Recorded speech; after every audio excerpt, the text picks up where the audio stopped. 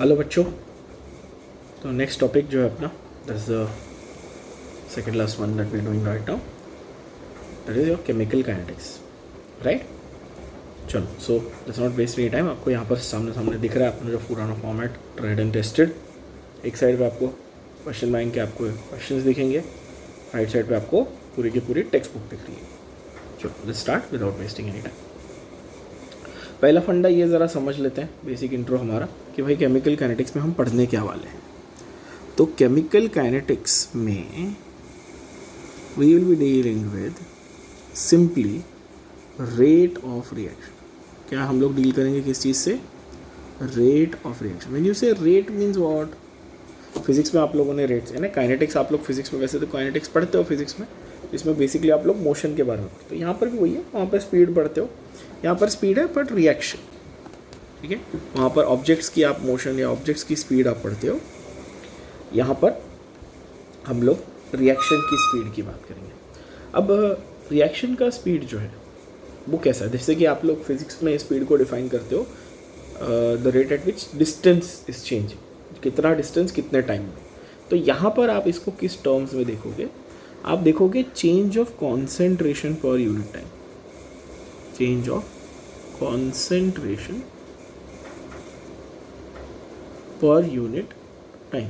अच्छा, per unit time की जगह सिंप्लीफाइड तरीका अगर देखें तो सीधा सेकंड लिख दे तो चलेगा, पर सेकंड, चेंज ऑफ कॉन्सेंट्रेशन पर सेकंड। अब आप लोगों को मैंने वैसे तो इसमें सॉल्यूशन कॉलिगेटिव चैप्टर में पढ़ाया ही है कि कॉन्सेंट्रेशन को मोलैरिटी के टर्म्स में भी बोल सकते हैं हम लोग, और मोलालिटी के टर्म्स में भी बोल सकते हैं। तो हम लोग यहाँ पर कौन सा वाला चुनते हैं? मोलैरिटी को हम लोग चूज़ करेंगे। मतलब ज़्यादा कॉमनली आपका मोलैरिटी के टर्म्स में होता है। क्यों? क्योंकि केमिस्ट्री में आप टेस्ट ट्यूब वगैरह में जो सॉल्यूशंस लेते हो, अगेन एक प्रैक्टिकल अप्रोच देखो इसको, कि जो आप सॉल्यूशंस वगैरह लेकर एक्सपेरिमेंट्स कर रहे हो लैब में, तो you are using what? You are using molarity as a term of concentration, because you are using solutions. Particular कोई सॉल्ट है उसका सॉल्यूशन है, या कोई आपको ऑर्गेनिक कंपाउंड दिया उसका सॉल्यूशन है, तो आप number of moles per litre के टर्म्स में देखते हो ना। मोलैरिटी क्या है? मोलैरिटी को कैसे डिफाइन किया था हमने? N/V। और मोलालिटी को कैसे डिफाइन किया था? N/ मास, यानी kg। N/ वॉल्यूम, N/ मास, ऐसे था। तो मैं यहाँ पर किसको चूज़ कर रहा हूँ? N/ वॉल्यूम, यानी कि मोल पर लीटर, इसको चूज़ कर रहा हूँ, मोल पर litre. So therefore I can very conveniently से कि rate is expressed in terms of, ध्यान से सुनना और समझना क्या बोल रहा हूँ। Rate is expressed in terms of mole per liter per minute, और you can say per second, ठीक है। अब पर सेकेंड और पर मिनट का क्या फंड है? स्टैंडर्ड यूनिट तो सेकेंड है, सबको मालूम है, ठीक है ना। यहाँ देख लेना, ऐसा है। जिनको नहीं समझा वो ध्यान से देखो, कॉन्सेंट्रेशन पर सेकेंड है ना, चेंज ऑफ कॉन्सेंट्रेशन पर सेकेंड। तो कॉन्सेंट्रेशन कैसे लिखा था? मोल पर लीटर पर सेकेंड। तो मोल, लीटर और सेकेंड, ये तीन चीज़ें आ गई आपकी। अच्छा, सेकेंड की जगह मिनट क्यों लिखा था मैंने? क्योंकि minute is again a more practical approach to time. Seconds में काउंट करना, अभी आपको कोई बोलेगा 10 मिनट, तो आप 600 सेकेंड नहीं बोलते हो, आप 10 मिनट बोलते हो जनरली। अगेन प्रैक्टिकली अगर आप देखो, स्टैंडर्ड यूनिट लिखने के लिए सेकेंड्स है, वो अलग बात है, बट अगर आप क्वेश्चंस देखोगे ज़्यादा करके आपको मिनट्स के फॉर्म में मिलते हैं, अगर सॉल्व करने की बात हम लोग करें न्यूमेरिकल्स की, ठीक है। तो ये ध्यान में रखो। तो सिंपल आइडिया आपको मैंने दे दिया कि भाई केमिकल काइनेटिक्स है, रेट ऑफ रिएक्शन को स्टडी करेंगे। कैसे स्टडी करेंगे? चेंज ऑफ कॉन्सेंट्रेशन के टर्म्स में, है ना। कॉन्सेंट्रेशन में क्या ले रहे हैं? मोलारिटी। मोलारिटी ले रहे हैं, मतलब N/ volume, number of moles by volume, और इसलिए मोल पर लीटर पर सेकेंड, नॉट मोल पर kg पर सेकेंड, वो मोलालिटी हो जाता। अच्छा, यहाँ पर अब दूसरा सवाल आपको ये आएगा कि सर कॉन्सेंट्रेशन ऑफ व्हाट? तो there are two things that are involve in a chemical reaction. Reactants होते हैं और प्रोडक्ट्स होते हैं भाई, है ना। रिएक्टेंट्स होते हैं और प्रोडक्ट्स होते हैं बच्चों। तो रिएक्टेंट्स की कॉन्सेंट्रेशन जो है वो कम होती जाती है विद टाइम, और प्रोडक्ट्स की कॉन्सेंट्रेशन जो है वो बढ़ती रहती है विद टाइम। बोलोगे हाँ ये बात तो सही है, जैसे जैसे रिएक्शन प्रोसीड होगा रिएक्टेंट्स कम हो जाएंगे, खर्च हो जाएंगे, यूज़ अप हो जाएंगे, और products consume, the word is consumed, and products क्या होंगे, मैन्युफैक्चर होंगे, प्रोडक्ट्स प्रोड्यूस होंगे, है कि नहीं। तो इसको हम लोग अगेन केमिस्ट्री में एक्सप्रेस कैसे करेंगे, तो this is shown by negative sign, shown by minus sign, ध्यान से देखना, shown by minus sign, and products को ऑब्वियसली अपन शो करेंगे प्लस साइन से। क्यों भाई, इसकी कॉन्सेंट्रेशन बढ़ रही है तो प्लस, और कम हो रही है तो माइनस, सीधी बात है। जैसे कि अगर मैं बोलूँ C+O2 गिव्स CO2, तो जैसे जैसे कार्बन और ऑक्सीजन खर्च होते जाएगा वैसे वैसे CO2 प्रोड्यूस होते जाएगा, है कि नहीं, सीधी बात है। रिएक्टेंट्स आपके कम होते जाएंगे, प्रोडक्ट्स आपके बढ़ते जाएंगे। अब इसको आप A+B=C कर लो, A+B गिव्स C, वैसा आप एग्जांपल ले लो, A गिविंग B वैसा एग्जांपल ले लो, अलग अलग चीज़ें आप कर सकते हो, कोई टेंशन नहीं, ठीक है। फंडा यही है, कोई भी रिएक्टेंट होगा वो कम होते जाएगा, कोई भी प्रोडक्ट होगा वो बनते जाएगा, ठीक है। अच्छा, इससे आपको एक MCQ आपका डायरेक्ट सॉल्व हो गया। ये क्यों लिखा है मैंने लेफ्ट साइड में, आपको तो पता ही है ना, कि जो जो मैं आपको कॉन्सेप्ट बताते जा रहा हूँ वो बताते जा रहा हूँ, वो सीधे सीधे क्वेश्चन में यूज़ हो रहे हैं। जैसे कि आप देखो रेट लॉ, आपको यहाँ पर स्क्रीन पे दिख रहा होगा, एक छोटा सा कर्सर भी दिख रहा होगा, ठीक है। Rate law relates to chemical reaction in terms of, सीधा सीधा आपको आंसर मिल गया, मोल पर लीटर ऑफ रिएक्टेंट्स, मोल पर लीटर के हिसाब से आपका रेट लॉ जो है, मतलब वो रेट को डिफाइन करता है, इन विच टर्म्स, वो मोल पर लीटर के टर्म्स में डिफाइन करता है। अब ये सवाल है भाई कि ये रेट एक्चुअली है क्या। अच्छा ठीक है, और एक चीज़, इंट्रोडक्शन वाला पूरा पैराग्राफ कैंसिल्ड है, पर फिर भी मैंने आपको इंट्रो दिया ताकि आपको चैप्टर समझ में आए, ठीक है। बोर्ड वाले तो बोलते हैं इंट्रो कैंसिल करो, ठीक है। थियोरी में तो इंट्रो का कुछ लेना देना नहीं है, पर आपको जब इंट्रोडक्शन ही नहीं दूंगा चैप्टर का तो समझेगा कैसे, है ना।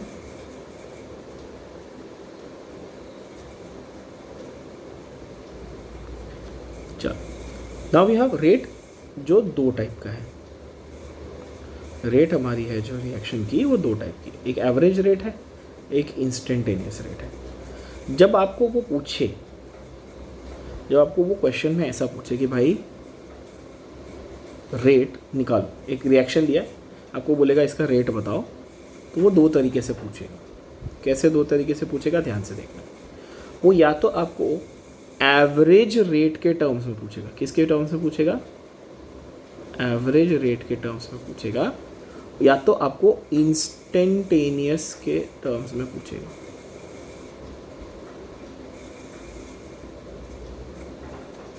ठीक है, एवरेज या इंस्टेंटेनियस। एवरेज का मतलब ये टाइम इंटरवल देगा आपको। एवरेज का मतलब क्या देगा, टाइम इंटरवल देगा, और ये क्या देगा, एक टाइम, एक स्पेसिफिक टाइम देगा, समझो ऐसा देख लो, ये एक स्पेसिफिक पॉइंट ऑफ टाइम देगा। इसका मतलब ज़रा समझाता हूँ एक आसान एग्जांपल लेके। समझो आपने, जो आप लोग करते हो बहुत, ठीक है, अभी तो नहीं कर सकते, अभी तो लॉकडाउन चल रहा है, बट नॉर्मली आप करते हो कि सुबह आप कॉलेज के लिए निकले घर से बोल के कि भाई क्लासेस जा रहा हूँ, कॉलेज जा रहा हूँ, कोचिंग जा रहा हूँ, सब जगह, ठीक है, और आप टाइम पास करके पिक्चर देख के घर पे आ गए, क्लास गए ही नहीं, ठीक है ना, बदमाश बच्चे करते हैं ऐसा। तो समझो आप 7 बजे घर से निकले, 5 बजे आप घर गए, तो अकॉर्डिंग टू योर पेरेंट्स तो बच्चा 10 घंटे क्लास में पढ़ के आया। तो टाइम इंटरवल में बोलूँ, अच्छा 7 से 5 क्या कर रहा था, क्लास में था, झूठ बोल दिया। पर अगर ऐसे स्पेसिफिक मम्मी का फ़ोन आ जाए, ऐसे रैंडम एक टाइम पे फ़ोन आ जाए, समझो 12:22 पे फ़ोन आ गया दोपहर, ठीक है, उस वक्त आप गर्लफ्रेंड का हाथ पकड़ के घूम रहे हो कहीं, और फ़ोन आ गया, तो at that moment of time कहाँ हो, वो हिसाब देना पड़ता है ना। तो एक टाइम फ्रेम होता है और एक दैट पॉइंट ऑफ टाइम होता है। वैसे ही केमिकल रिएक्शन में अगर आपको पूछ ले भाई ये रिएक्शन अभी चालू किया, 15 मिनट में कंप्लीट होने वाला है, ठीक है, तो 1 मिनट से लेकर 15 मिनट के बीच में एक एवरेज तुमको टाइम फ्रेम दिया, टाइम इंटरवल दिया, बताओ एवरेज रेट क्या थी, ठीक है, और बताओ 7 मिनट और 22 सेकंड पे रेट क्या थी, ऐसा अगर पूछ लिया तो वो इंस्टेंटेनियस हो जाएगी, ठीक है। तो आपको क्वेश्चन में ध्यान से क्या देखना है बच्चों, आपको क्वेश्चन में ये देखना है कि वो मुझे इंस्टेंटेनियस पूछ रहा है या एवरेज पूछ रहा है, या तो वो मुझे टाइम इंटरवल देगा between time A to time B, T1 T2, time T1 to time T2 पूछेगा तो एवरेज बोलूँगा। एट टाइम T पूछेगा, एट गिवन टाइम पूछेगा तो मैं इंस्टेंटेनियस बोलूँ। आई होप ये कंप्लीटली क्लियर हुआ होगा, ठीक है। Now the formula is different for both, the formula is different for both, that's why they are important. चलो देखते हैं, आपको दिख रहा होगा आपकी स्क्रीन पर।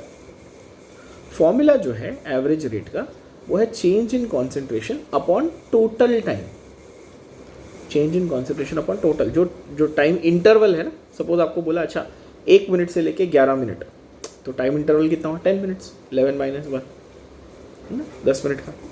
तो वो उसमें आपको चेक करना है, यानी कि मोल पर लीटर पर सेकेंड दिख रहा है आपको, ये सीधा सीधा है ना। इसका यूनिट क्या हो जाएगा बच्चों, मोल पर लीटर पर सेकेंड, है ना। अच्छा, इंस्टेंटेनियस जो है ये बड़ा इंटरेस्टिंग है। इंस्टेंटेनियस को देख लो। Instantaneous will be in general 1/a dA/dt, 1/b dB/dt, ऐसा इस तरह से दिया हुआ। ये थोड़ा कंफ्यूजिंग लगता है बच्चों को, बट आपको सिंप्लीफाइड वर्जन देता हूँ उसका, ठीक है। आप कंफ्यूज नहीं होना। देखो अपन ऐसा लिखेंगे, एवरेज रेट का फॉर्मूला है ना, एवरेज रेट का फॉर्मूला अपन ऐसा लिखेंगे सीधा सीधा, rate is equal to change in concentration, change in concentration upon time interval. सीधा change in concentration upon time interval. वो बोलेगा अच्छा भाई 10 मोल से 5 मोल हो गया 2 मिनट में, 10 - 5 / 2 खत्म, ठीक है। ऐसा करते हैं। जो इंस्टेंटेनियस रेट है ये थोड़ा ट्रिकी है। इंस्टेंटेनियस रेट को ध्यान से देखना, जैसा मैंने कहा थोड़ा सा ट्रिकी है शुरू में, पहली बार ट्रिकी लगता है, उसके बाद आसान लगने लगता है। Instantaneous rate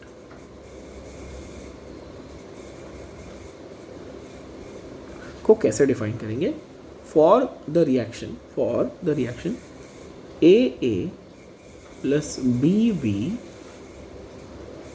giving CC plus BD। बोलोगे इसका मतलब क्या, तो समझो ऐसा दिया आपको फॉर एग्जांपल। हाँ, ये ABCD है ना, बच्चों को थोड़ा बाउंसर जाता है जनरली, बट आपको मैं एग्जांपल दूंगा तो आसानी से समझ में आएगा। फॉर एग्जांपल मैं आपको बोलूँ C2H6 इथेन को ऑक्सीजन में हीट किया, और आपको ये तो पता ही है कि भाई किसी भी हाइड्रोकार्बन को ऑक्सीजन में हीट किया तो क्या बनता है, CO2 प्लस H2O। तो आपको दिख रहा है कैपिटल ABCD 2 रिएक्टेंट है, इथेन और ऑक्सीजन, 2 प्रोडक्ट है CO2 और H2। क्लियर, किसी गधे को भी समझेगा, दिख के समझ में आ रहा है। अच्छा, बैलेंसिंग करना पड़ेगा, यहाँ पे 2 है, ये 1 है, ठीक है। हाइड्रोजन कितने 6 है तो 3 है ना। अभी 2 × 2 = 4 + 3, तो ये कितना हुआ 7/2। क्लियर हो गई बात, बैलेंसिंग भी कर ली। तो आपको ये समझ में आ गया होगा कि ये जो है स्मॉल ABCD ये नंबर्स हैं, ये रहे ये नंबर, और करस्पॉन्डिंग क्या है, कैपिटल ABCD जो है ये मेरे रिएक्टेंट्स हैं और प्रोडक्ट्स हैं। ये क्लियर हो गया, क्रिस्टल क्लियर हो गया होगा कि भाई इस टाइप का रिएक्शन अपने को दिया रहेगा। कोई भी रिएक्शन दिया उसको हमको इस फॉर्मेट में अपने दिमाग में बिठा लेना है। तो इंस्टेंटेनियस रेट का जो फॉर्मूला वो क्या है, थोड़ी देर पहले आपको मैंने बोला, आपको याद होगा कि जब रिएक्टेंट है उसकी कॉन्सेंट्रेशन कम हो रही तो कैसे दिखाना है, माइनस साइन से। प्रोडक्ट की कॉन्सेंट्रेशन बढ़ रही तो कैसे दिखाना है, प्लस साइन से दिखाना है ना। तो ऐसे देखना है, इसको ध्यान से देखना। Rate can be expressed in terms of reactants also, products also. तो रिएक्टेंट्स की कॉन्सेंट्रेशन को स्क्वायर ब्रैकेट से दिखाते हैं। ए की कॉन्सेंट्रेशन कम हो रही है तो माइनस साइन से दिखाऊंगा, चेक कर लो फिर से देखना। ए मेरा रिएक्टेंट है, रिएजेंट है, तो मैं बोलूँगा माइनस साइन के साथ ए पर यूनिट टाइम यहाँ पे क्या है dt, मेरा स्मॉल यूनिट ऑफ टाइम, क्योंकि इंस्टेंटेनियस है ना। मैथ्स में आप लोगों ने पढ़ा है डेरिवेटिव्स में कि आपका जो dt है वो क्या रिप्रेजेंट करता है, वेरी स्मॉल क्वांटिटी को रिप्रेजेंट करता है। किसका कॉन्सेंट्रेशन बदला, ए का, कम हुआ ना तो माइनस साइन। अब ये जो छोटा ए है, स्मॉल ए, उसका क्या करेंगे, reciprocal. Simple. Same way it is also equal to minus 1/b 1/b, अच्छा और एक चीज dA/dt ना, dA/dt। dA मतलब again small change in concentration, ठीक है, इस तरह से स्मॉल चेंज इन कॉन्सेंट्रेशन। यहाँ पर क्या आएगा, माइनस dB/dt। आप चेक कर लो, समझ में आ गया होगा बहुत ही आसानी से। क्या फंडा है, सेम ना, B कम हो रहा है क्योंकि रिएक्टेंट है तो माइनस साइन, स्मॉल b उसका स्टोइचोमेट्रिक कोएफिशिएंट है तो उसको 1/b कर दिया, dt स्मॉल टाइम इंटरवल है, which is also equal to, अब देखो ये बहुत आसान लगेगा, 1/c d of c/dt which is also equal to 1/d d of d/dt। अब बोलोगे ऐसा कैसे, क्योंकि प्लस साइन क्यों दिया, आप देखोगे तो प्लस साइन इसलिए दिया क्योंकि वो सी और डी क्या है, प्रोडक्ट। सी और डी क्या है, प्रोडक्ट, और ए और बी क्या थे, रिएक्टेंट। तो in general can I now say rate should be equal to all four of these, the rate should be equal to all four of these, rate should be equal to this also, है ना, और should be equal to this also,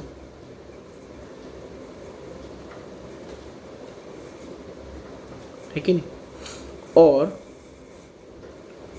should be equal to this also,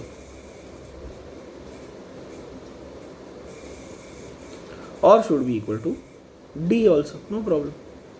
इसका क्या मतलब कि भाई मेरा जो रेट डिफाइन होगा बच्चों, वो रिएक्टेंट्स और प्रोडक्ट्स दोनों के कॉन्सेंट्रेशन के हिसाब से डिफाइन हो सकता है, ये भी बरोबर है, सही है ना। और at the same time reactants होगा तो नेगेटिव, प्रोडक्ट होगा तो पॉजिटिव।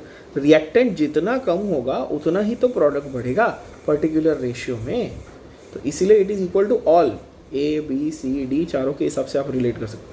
5 होते, समझो 2 रिएक्टेंट और 3 प्रोडक्ट होते तो भी आप वैसे रिलेट करते, 3 होते A+B गिविंग C तो भी आप ऐसे ही रिलेट करते।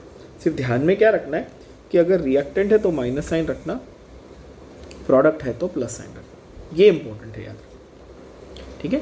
तो एवरेज जो इंस्टेंटेनियस रेट है उसका फॉर्मूला कुछ इस तरह का दिखता है। अब आपको this will make a lot of sense, इस तरह से आप देखो तो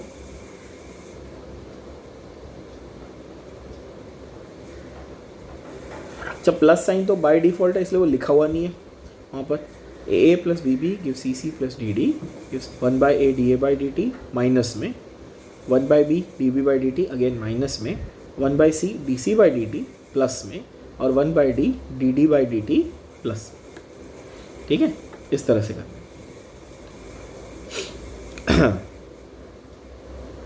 सो हियर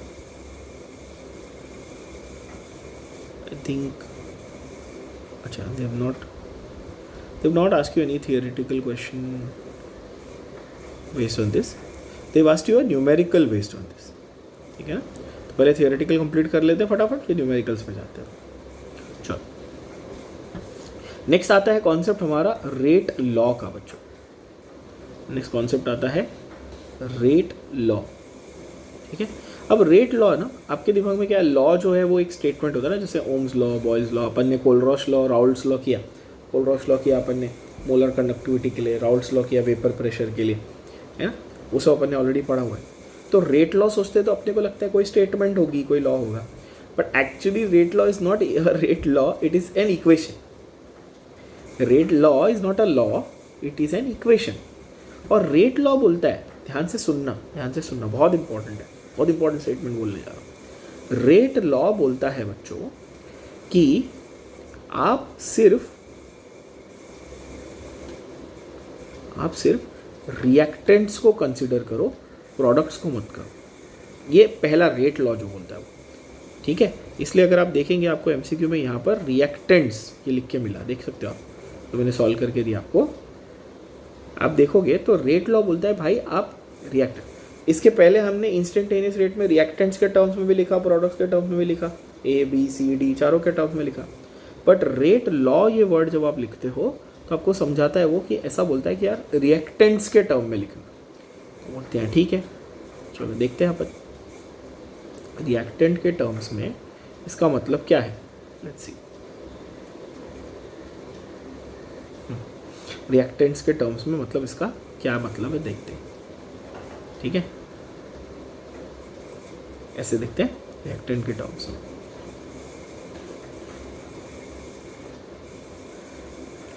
रेट लॉ बोलता है अगर मेरे पास reaction A plus B give C plus D है, रेट लॉ बोलता है rate should be defined as proportional to change in concentration of reactants only। Rate law बोलता है प्रोडक्ट को मत कंसिडर करो, आप रिएक्टेंट को करो, अपने आप अंडरस्टूड है कि प्रोडक्ट भी है मतलब आ जाएगा, ठीक है कोई बात। बट यहाँ पर प्रोपोर्शनैलिटी साइन है, तो क्या करेंगे चेंज करने के लिए, के डालेंगे तो ए और बी। अच्छा एक ही अकेला रिएक्टेंट होता तो ए, 3 रिएक्टेंट होते तो ए बी सी तीनों डालता, है कि नहीं। कंफ्यूज नहीं होना है, फालतू में कंफ्यूज नहीं होना है, बहुत सिंपल है। ए प्लस बी 2 रिएक्टेंट थे, मैंने 2 डाले, ठीक है।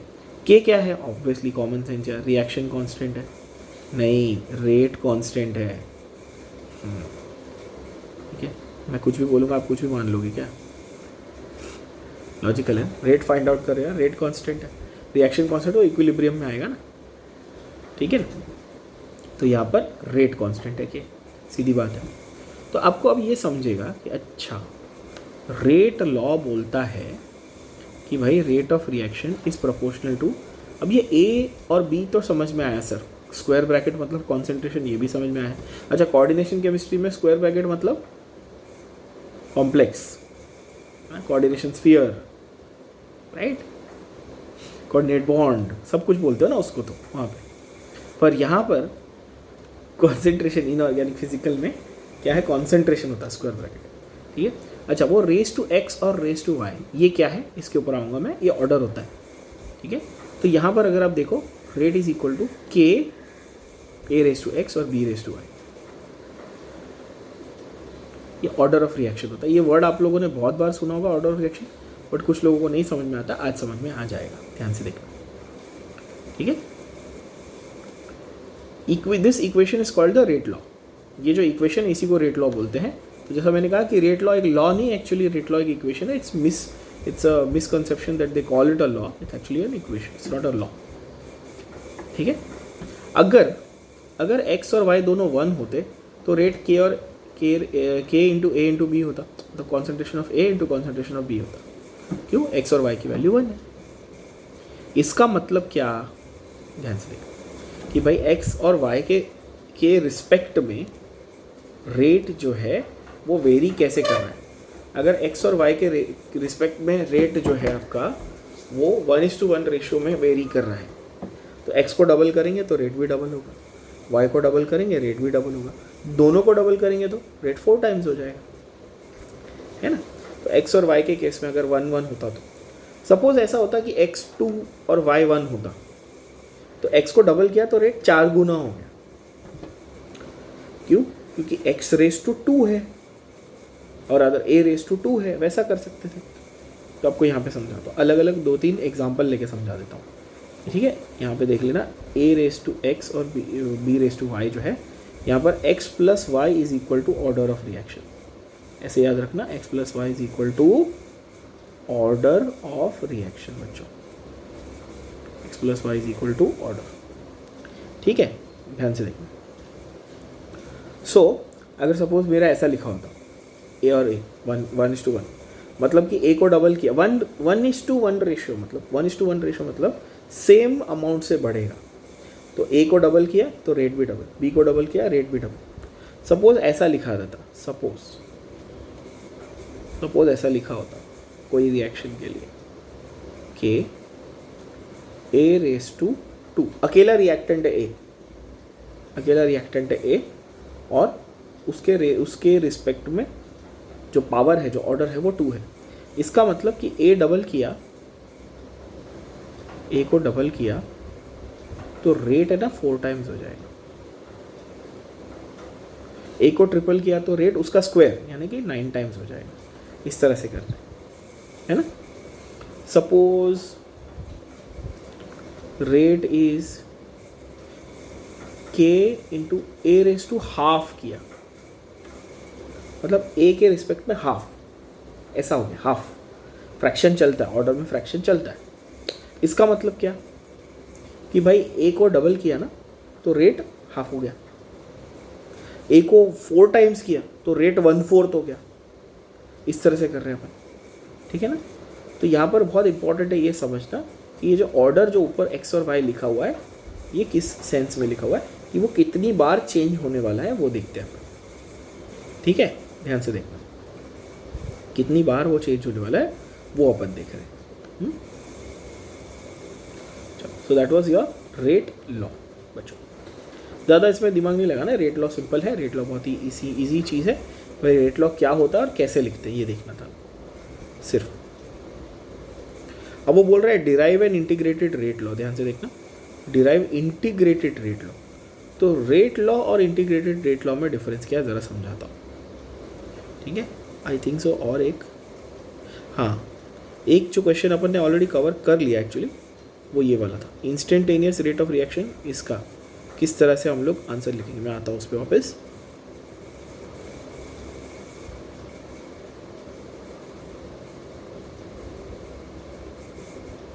या तो इंटीग्रेटेड रेट लॉ, तो अभी हमने पहले क्या किया बोलो, पहले हमने किया नॉर्मल रेट लॉ, ठीक है। इसको हमने क्या बोला, रेट लॉ।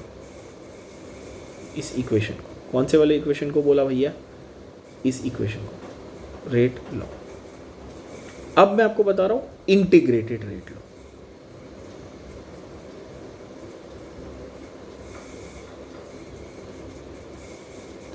क्या डिफरेंस है जरा समझेंगे, ठीक है। रेट लॉ और इंटीग्रेटेड रेट लॉ में डिफरेंस क्या है वो समझेंगे।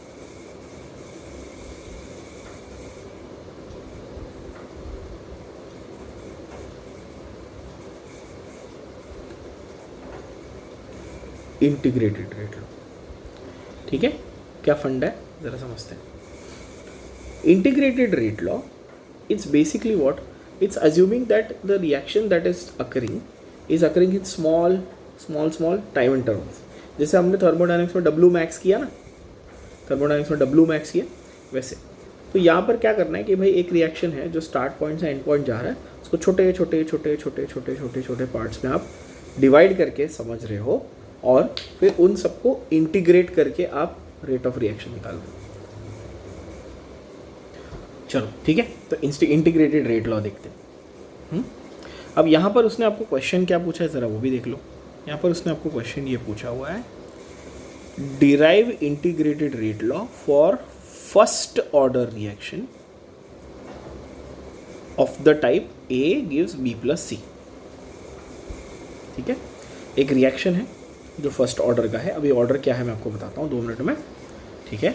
और कौन से टाइप का है वो, A गिव्स B + C है, ठीक है। और उसके इंटीग्रेटेड रेट लॉ का एक्सप्रेशन आपको डिराइव करना है, ये डेरिवेशन आपने लिखना है, ऐसा वो बोल रहा है आपको। बोलेगा ठीक है भाई, लिखेंगे हम लोग डेरिवेशन, क्यों नहीं। तो हम यहाँ पर अपना एज यूजुअल पेज ऐड कर लेंगे और लिखेंगे हमारा इंटीग्रेटेड रेट लॉ। ऑर्डर उसने आपको बताया फर्स्ट, क्वेश्चन को समझो। ऑर्डर उसने आपको बताया फर्स्ट है। ऑर्डर जब 1 होता है, अच्छा आपके सिलेबस में 0 ऑर्डर है, फर्स्ट ऑर्डर है और सूडो फर्स्ट ऑर्डर है। वैसे फर्स्ट ऑर्डर, इसके बाद second order, third order reaction भी होते हैं। मैंने आपको HDA चैप्टर में SN2 भी करवाया है। SN2 is second order reaction, बोला SN1 SN2 first order second order, ये ऑलरेडी मैंने आप लोगों को HDA में पढ़ाया है। बट यहाँ पर आपके अगर इस पर्टिकुलर चैप्टर की बात करूँ तो 0 ऑर्डर है, फर्स्ट ऑर्डर है, सूडो फर्स्ट ऑर्डर। जिसमें से उसने आपको फर्स्ट ऑर्डर के लिए पूछा है। इंटीग्रेटेड रेट लॉ का जो एक्सप्रेशन है वो तीनों के लिए अलग अलग होना चाहिए। फर्स्ट और सूडो फर्स्ट का सेम ही आएगा, बिकॉज सूडो फर्स्ट का मतलब नकली, यानी कि a reaction that behaves like first, तो सेम आएगा। बट ज़ीरो और फर्स्ट के लिए अलग अलग आने वाले हैं। इसलिए उसने आपको क्लियरली मेंशन किया है क्वेश्चन में कि भाई डिराइव तो करना है, पर फर्स्ट ऑर्डर वाले के लिए ये डिराइव करना है। अब सवाल ये है कि सर ये ऑर्डर आखिर होता क्या है? तो जब हम लोग रेट लॉ में, नॉर्मल जो रेट लॉ में हमने के ए रेस टू एक्स और बी रेस टू वाई जो लिखा था, तो ये जो कोएफिशिएंट थे, ये जो पावर थे, इंडाइसिस थे, to which reactant concentrations are raised. मेरा सेंटेंस ध्यान से सुनना। द कोएफिशिएंट्स और द पावर्स और the indices to which the reactant concentrations are raised, that is called the order. X plus Y becomes the order. ये क्या signify करता है? इससे हमको क्या पता चलता है? इससे हमको ये पता चलता है कि रिएक्टेंट्स की कॉन्सेंट्रेशन में चेंज करने पे कितना रेट चेंज होगा। जैसे मैंने आपको अभी एग्जांपल दिया ना, अगर मैंने ऐसा लिखा होता के ए रेस टू 0.5 और बी रेस टू 2, इसका मतलब क्या कि बी के रिस्पेक्ट में डबल होता है, ट्वाइस टू का पावर चेंज होता है रेट, और ए के रिस्पेक्ट में 0.5 टाइम्स चेंज होता है, आधा हो जाता है। यानी कि अगर मैं बी को डबल करूँ तो रेट 4 गुना हो जाएगा। कैसे? ट्राई करके देखते हैं। अगर मैं बी की जगह 2b कर दूँ, रेट क्या हो जाएगा? तो रेट, अगर इनिशियली रेट r था तो ये तो 4r हो गया ना, है कि नहीं? क्यों? क्योंकि b को डबल किया तो रेट 4 गुना हुआ। देखो, b को डबल किया तो रेट को 4 गुना किया। क्यों भाई? क्योंकि ये रिस्पेक्ट टू 2 था। अब ये क्लियर हुआ होगा। k तो है ही अपनी जगह पे, वो तो ठीक है। और a को समझो मैंने डबल कर दिया, 0.5 का मैंने 1 कर दिया a को, ठीक है? सॉरी, मैंने a को 2a कर दिया, a को मैं 2a, a को भी डबल किया, a को डबल किया तो ये हाफ हो जाना चाहिए। इस तरह से होगा। तो ओवरऑल रेट में कितना फ़र्क आया दोनों के रिस्पेक्ट। सपोज मैं ऐसा बोलता, अच्छा मैं a को बदल नहीं रहा हूँ, a को मैंने एज इट इज़ रखा, तो a के रिस्पेक्ट में जो चेंज था वो नहीं आएगा, सीधी बात है। तो ऑर्डर से क्या पता चलता है बच्चों? ऑर्डर से पता चलता है कि जो आपको रेट दिया हुआ है या रेट लॉ दिया हुआ है, उसमें रिएक्टेंट्स को चेंज करने पे रेट में कितना फ़र्क पड़ने वाला है वो ऑर्डर से पता चलता है।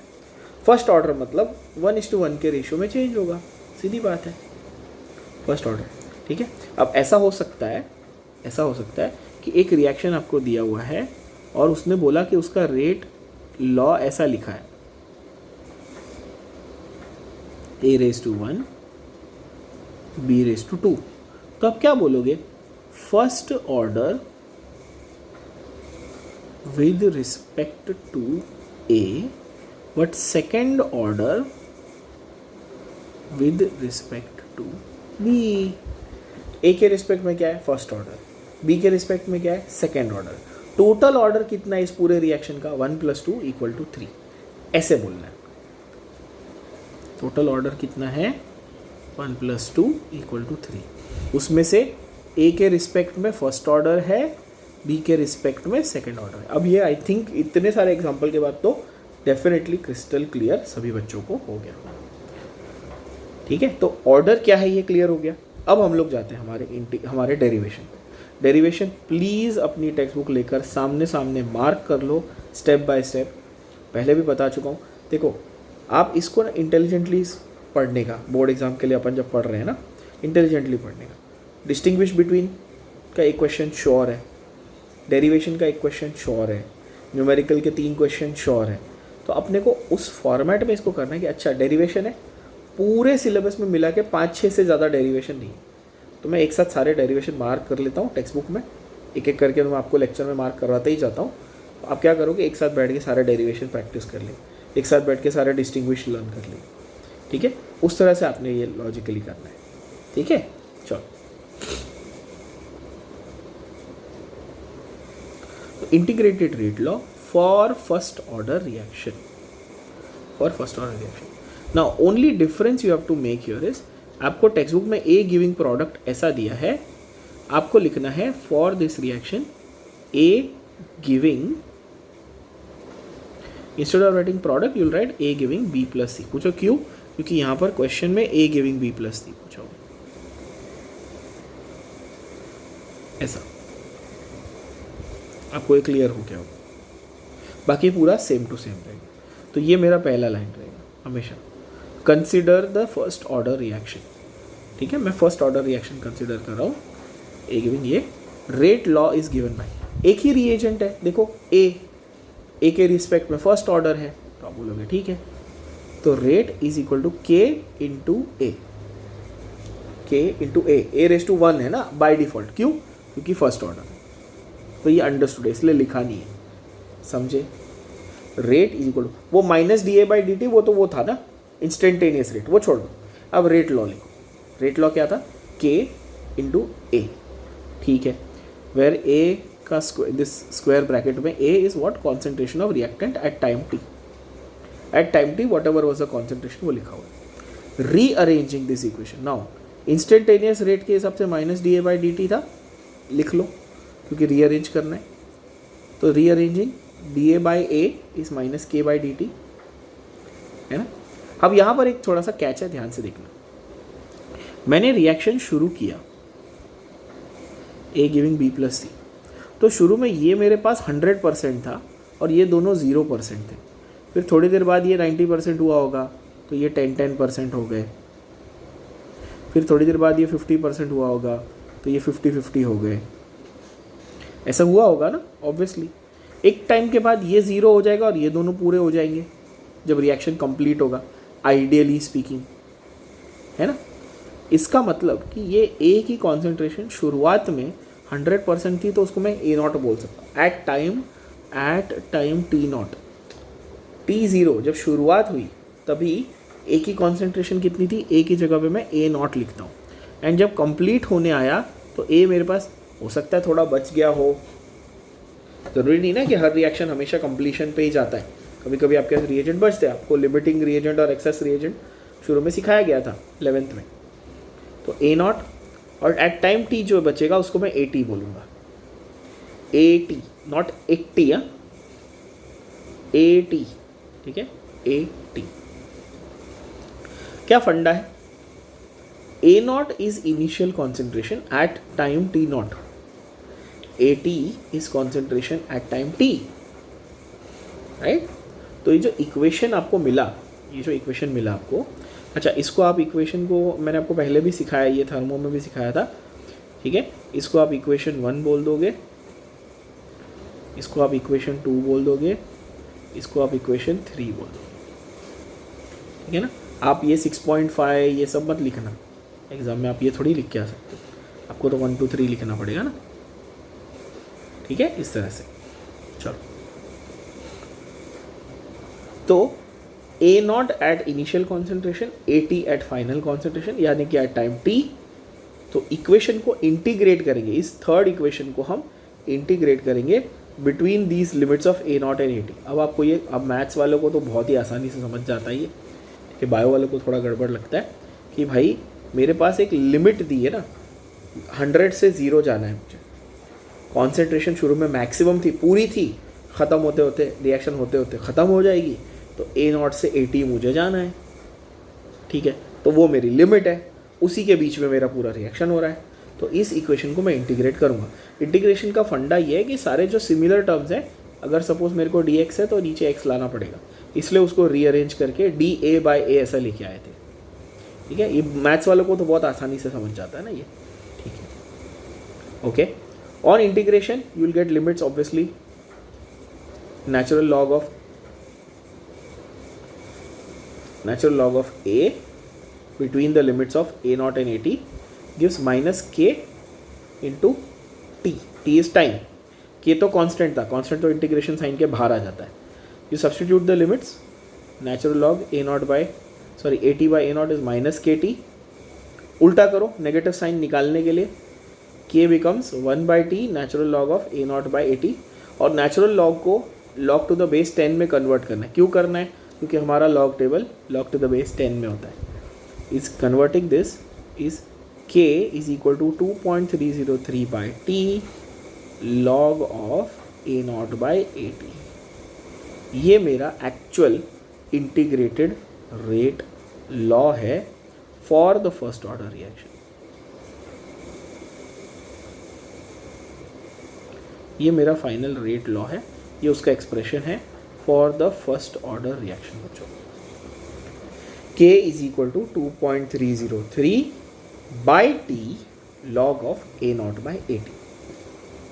ध्यान से सुनो, ठीक है, बहुत इंपॉर्टेंट. ठीक है, k is equal to 2.303 log of a naught by AT. 3 mark का क्वेश्चन है, बहुत ही इम्पॉर्टेंट है, डिराइव करने के लिए बोला गया आपको आपके बोर्ड्स के हिसाब से. तो मैं यहाँ पे एज यूजुअल आपके लिए लिख देता हूँ. On page 126 you will find the answer. On page 126 you will find the answer. I hope that is clear बच्चों. ठीक है, डिराइव जो डेरिवेशन है उसको लिखकर स्टेप बाय स्टेप आपको प्रैक्टिस करना है, otherwise you will not get it. ठीक है, फिर से देख लो. This is suppose to be your equation 4 and this is your final equation, this is your main equation. ठीक है, अब इसको एज अ फॉर्मूला हम यूज़ करेंगे, इसको हम एज अ फॉर्मूला यूज़ करेंगे. ध्यान से फिर से देखना, ऐसे फॉर्मूला एज अ फॉर्मूला कैसे यूज़ करेंगे. k is equal to 2.303 by T log of a naught by AT. Now we know the terms ना, टर्म्स पता होने चाहिए.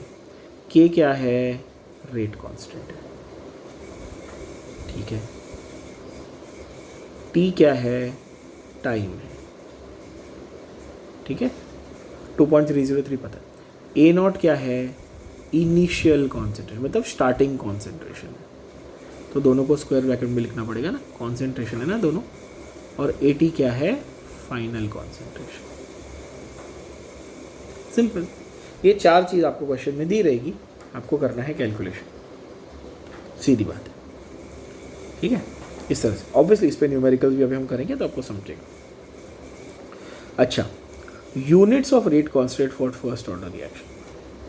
यूनिट्स देखो, इंटीग्रेटेड रेट लॉ क्या था. अब ये बार बार रिपीट होने वाला है पूरे चैप्टर में. ये अब ये रिपीट होगा, ये रिपीट होगा, देख लेना, पूरे चैप्टर में रिपीट होगा. ये आपको याद कर लेना, नहीं तो बहुत गड़बड़ हो जाएगी. ठीक है, ध्यान से देख लेना. Integrated rate law k is equal to 2.303 by T log of a naught by AT. ठीक है, यूनिट्स ऑफ k क्या है, will be either per second और पर मिनट और पर आवर. बोलोगे ऐसा कैसा, बिकॉज ये पूरा नंबर होगा ना बेटा. Log of something upon something, ये तो पूरा नंबर होगा, तो ये तो प्योर नंबर है. 2.303 तो प्योर नंबर है. तो यूनिट किसका बचा, सिर्फ पर सेकेंड ही बचा ना, सिर्फ पर सेकेंड ही बचा ना यूनिट. तो सीधी बात है कि आपको पर सेकेंड वाला आंसर होगा.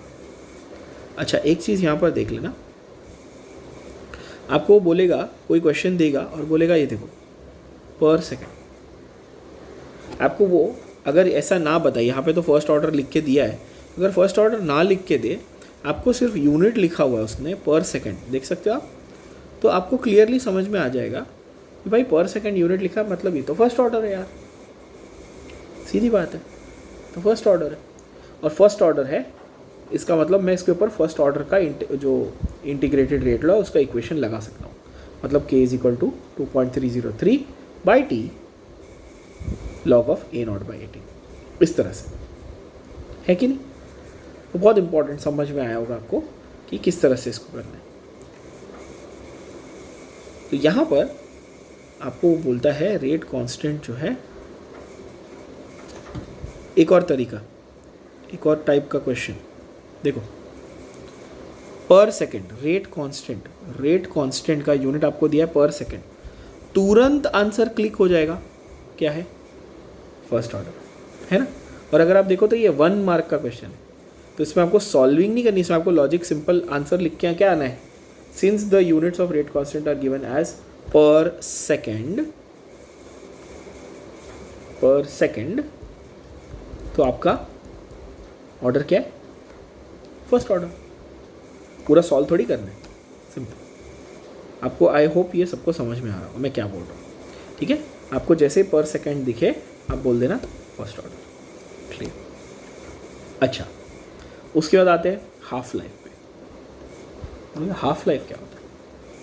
हाफ लाइफ आपने फिजिक्स में पढ़ा हुआ है, सबने एटम मॉलिक्यूल न्यूक्लियर नाम का एक चैप्टर है आपको फिजिक्स में, उसमें पढ़ा होगा, या फिर आप लोग उसको आई थिंक न्यूक्लियर फिजिक्स और something you all call it, I don't know what you all call it, but there is a chapter like that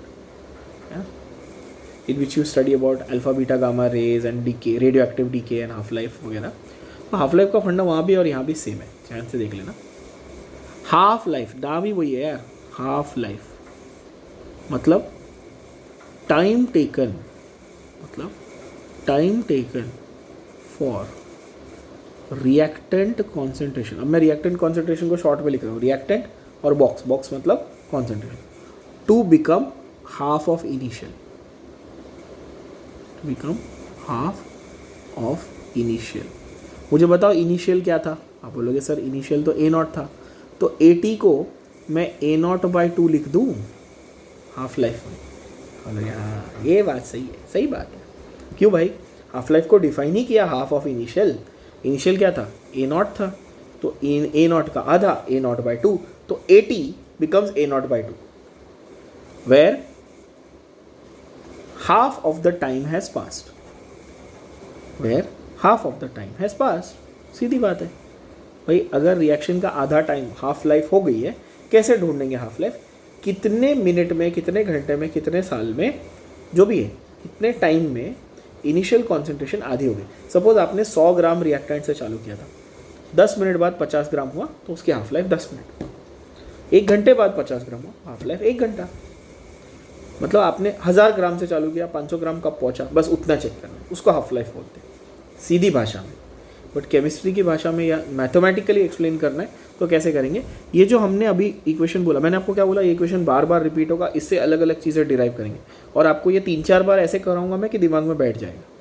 देखो 2.303 बाई टी, ये मेरे साथ साथ रिपीट करो, जो आप सामने देख रहे हो स्क्रीन पे, तो अपने आप रिपीट करो, नहीं तो आपको याद नहीं रहेगा। और डिस्ट्रैक्टेड तरीके से वीडियो मत देखो, बहुत ध्यान से देखो, और ये 3-4 बार रिपीट करो तो आपको लर्न करने की ज़रूरत नहीं पड़नी चाहिए। शुरू से देखो, और जैसे मैं लिख रहा हूँ, ask yourself whether you know this और यू रिमेंबर दिस, ठीक है। Be sincere in that. 2.303 by T log of A naught by A T, ठीक है। 2.303 by T log of A naught by A T. I hope that is clear. अच्छा, मैंने क्या बोला, half life में T जो है उसको मैं टी हाफ से रिप्लेस कर दूंगा। नॉर्मल टाइम नहीं, मैं हाफ लाइफ का टाइम देख रहा हूँ, ठीक है। नॉर्मल टाइम होता तो मैं ये इक्वेशन यूज़ करता, आपको कोई भी एक टाइम दिया हुआ है, बट यहाँ पर मैं टी की जगह टी हाफ बोल रहा हूँ। तो आप ऐसे लिखेंगे, देखो, when time is T half, A T is A not by 2। Crystal clear. शुरुआत की कॉन्सेंट्रेशन, इनिशियल कॉन्सेंट्रेशन का आधा हो चुका है, जो एट टाइम टी कॉन्सेंट्रेशन। तो अब इक्वेशन कैसा हुआ, 2.303 upon T half log of A not upon A not upon 2। तो ए नॉट कैंसल, लॉग 2 ऊपर जाएगा, लॉग 2 की वैल्यू सबको आती है 0.3010। 2.303 by T half log of 2 मतलब 2.303 by T half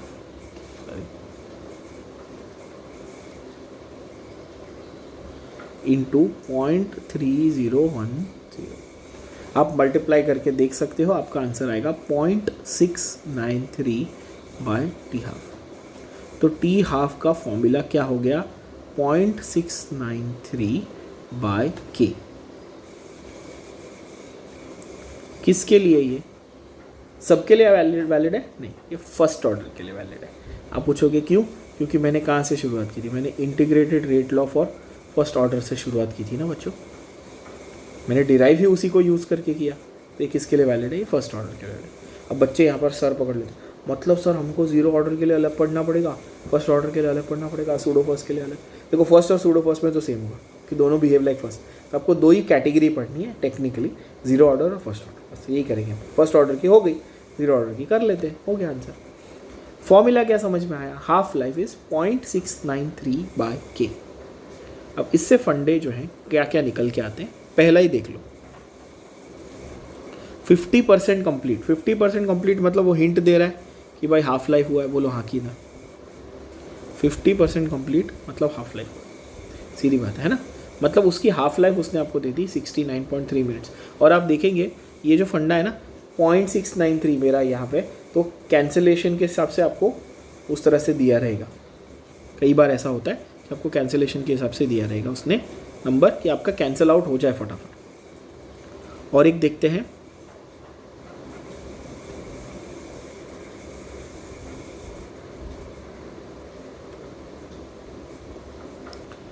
define and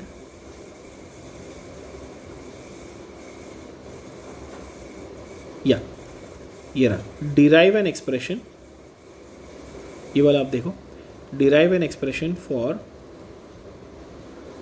relation between half life and rate constant. Rate constant क्या था? के, हाफ लाइफ क्या थी? T half. और ये मैंने आपको डिराइव करके दिया पूरा का पूरा डेरिवेशन यहाँ पर। और यही सेम चीज़ आपकी बुक में कहाँ दी है, जो आप मार्क कर लेंगे इस तरह से, half life and rate constant for first order reaction. Check कर लो, क्वेश्चन देख लो ध्यान से, शांति से देख लो, कोई घाई नहीं है। Derive an expression, page number 127।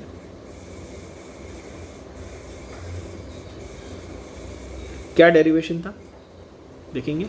Derivation ये था भाई, इंटीग्रेटेड रेट लॉ इज, मैंने आपको बोला ना ये आपको ध्यान में रखना है, बार बार रिपीट होगा। A not is initial concentration, it falls to 80 at time t, ठीक है। Time required for A not to become A not by 2 is denoted as T half, so 80 becomes A not by 2 at T half. Same चीज़ जो मैंने यहाँ लिखी है ऊपर, same देखो, at T half 80 becomes A not by 2, same to same, कुछ नया नहीं है, देख लो। So putting this in condition, 80 becomes a naught by 2, तो log 2 है ना। यहाँ पर ये रॉन्ग प्रिंट हुआ है, ये a नॉट होना चाहिए, ध्यान से देखो, a not upon a naught by 2, तो ये a नॉट कैंसिल होगा बच्चों।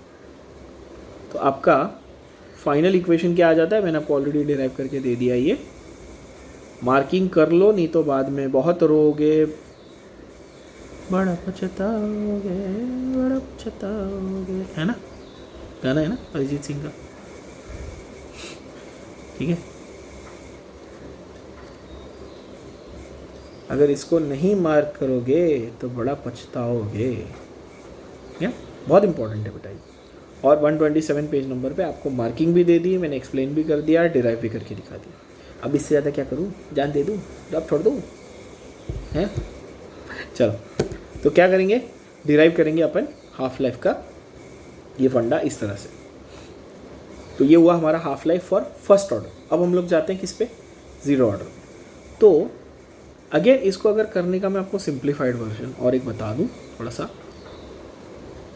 कि कंपैरेटिव करो, कंपैरेटिव। अच्छा, जीरो ऑर्डर में ना ज़्यादा डेरिवेशन और ये वो नहीं, फर्स्ट ऑर्डर है। फर्स्ट ऑर्डर बहुत इंपॉर्टेंट था, इसलिए मैंने पूरा आधा घंटा लेके आपको पका के समझाया कि फर्स्ट ऑर्डर क्या होता है, उसका इंटीग्रेटेड रेट लॉ कैसा दिखता है, उसका हाफ लाइफ कैसा डिराइव करने का, क्योंकि दोनों के डेरिवेशन भी पूछे, आप देख सकते हो आपके सामने दो डेरिवेशन है एक ही इसमें फर्स्ट ऑर्डर में। जीरो ऑर्डर का फंडा है ना, बड़ा सिंपल है, आप कंपैरिजन के हिसाब से करना। जीरो ऑर्डर का फंडा कंपैरिजन के हिसाब से करना, जीरो और फर्स्ट। इसका रेट लॉ कौन सा वाला, इंटीग्रेटेड वाला, सादा वाला नहीं, सादा नहीं है, इंटीग्रेट। सादा मतलब सादा और मसाला चल रहा है क्या, मसाला डोसा नहीं।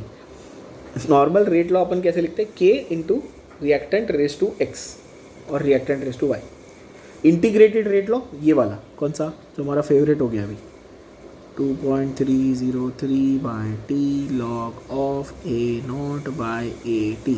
तो क्वेश्चन को पढ़ना ध्यान से गधे बच्चों, इंटीग्रेटेड रेट लॉ पूछा है तो ये फॉर्मूला लगाना, सिर्फ रेट लॉ पूछा है तो rate is equal to k into A raise to x या ए रेस टू वाई ऐसा लगाना, ठीक है। Integrated rate law for zero order reaction कैसा दिखता है? अच्छा, और एक साथ में हाफ लाइफ भी लिख देता हूँ। क्या था? T half is equal to 0.693 by k. Clear हो गई बात सबको? अच्छा,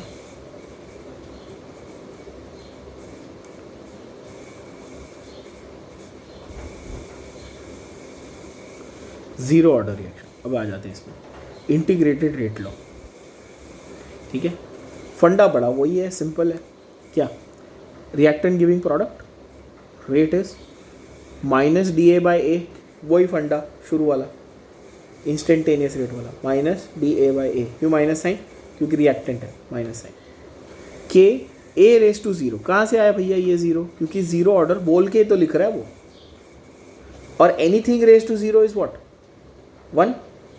anything raise to zero is 1, तो k into A raise to zero is k। तो बताओ नेक्स्ट स्टेप क्या होगा? D A is equal to d A is equal to k d t. देखो ये गधे लोगों ने क्या मिस्टेक करी है, देखो यहाँ पर डी ए बाई ए नहीं होना चाहिए, D A by D T होना चाहिए, है ना। इसलिए वो डी टी फिर राइट साइड पे गया तो माइनस डी ए बिकम्स के डी टी और डी ए बिकम्स माइनस के डी टी। चेंजेस कर लो जिन जिन के टेक्स्ट बुक में गलतियाँ हैं, प्लीज़ कर लो, नहीं तो बाद में गड़बड़ हो जाएगी आपकी, ठीक है। This people should really start proof reading यार। इतनी बड़ी गवर्नमेंट चला रही है, ये लोग टेक्स्ट बुक प्रूफ रीड नहीं कर पाते क्या प्रिंट करने से पहले? मिस्टेक हमसे भी होती है, इंसानों से होती है, ठीक है, और आप इतनी बड़ी ये लेके बैठे हुए यार, इतनी एरर्स, इतने mistakes in the textbook. हर दूसरे पेज में प्रिंटिंग एरर है। खैर, लेट्स नॉट रैंट अबाउट। हम लोग टेक्स्ट बुक वालों की पिचिंग करने नहीं आए, हम लोग पढ़ाई करने आए। चलो, इंटीग्रेट करना है, इंटीग्रेट बिटवीन द लिमिट्स। ये तो डी ए को इंटीग्रेट किया, डी एक्स का ये क्या है? इंटीग्रेशन एक्स है, तो डी ए का क्या है? ए। तो A not by A naught minus A T, A naught minus A T, है ना। तो K T is A naught minus A T, तो K is A naught minus A T by T, है ना। K T is A naught minus A T by T, which means half life becomes what? a naught by 2k। कैसे? वही फंडा, a naught को half of a से replace करो, a naught को half of a से replace करो। तो बोलोगे ठीक है, a नॉट को हाफ ऑफ a से रिप्लेस किया तो आपको सेम डेरिवेशन इस तरह से मिलेगा, half life is a naught by 2k। तो अब इसको मैं यहाँ पर लिख दूँ आपके लिए, आपको आसान लगेगा। वही ज़ीरो ऑर्डर के लिए इंटीग्रेटेड रेट लॉ क्या है? k is equal to A naught minus A T by t, और हाफ लाइफ क्या है? A not by 2k। तो ये जो मैंने अभी लिखा है, आप ऑनेस्टली स्पीकिंग इतना भी लर्न कर लोगे ना, जो बहुत आलसी बच्चा होगा ना, जिसको कुछ नहीं पढ़ना है, वो इतना भी पढ़ लेगा ना इस चैप्टर में से, तो आपके मेजॉरिटी 70-80% क्वेश्चन सॉल्व हो जाएंगे। 70-80% क्वेश्चन, मतलब न्यूमेरिकल तो लगभग सारे ही सॉल्व हो जाएंगे इन 4 फॉर्मूले से। और ये 4 भी कुछ अलग नहीं है, एक्चुअली देखा, बहुत इजी, एक दूसरे से रिलेटेड है। ये 4 फॉर्मूले आप अगर लर्न कर लोगे, आपके 80% न्यूमेरिकल तो एवं ही सॉल्व हो जाएंगे, एवं ही, ठीक है। बाकी थोड़े बहुत थियरी के 1-2 डेरिवेशन, 1-2 डिस्टिंग्विश आपको करना है इस चैप्टर से, इतना याद रखना, इस तरह से करना है। बेवकूफ़ी मत करना। मैं 1 घंटा लेके पूरा समझा रहा हूँ, तुमको 1 घंटा टाइम पास नहीं करना है, तुमको मेन चीज़ें पकड़नी है इसमें से। तो ये जो बॉक्स आपके सामने, आपकी आंखों के सामने फिलहाल दिख रहा है स्क्रीन पे, ये आपके लिए सबसे इंपॉर्टेंट बॉक्स है इस चैप्टर का। आई होप ये क्लियर है सभी बच्चों।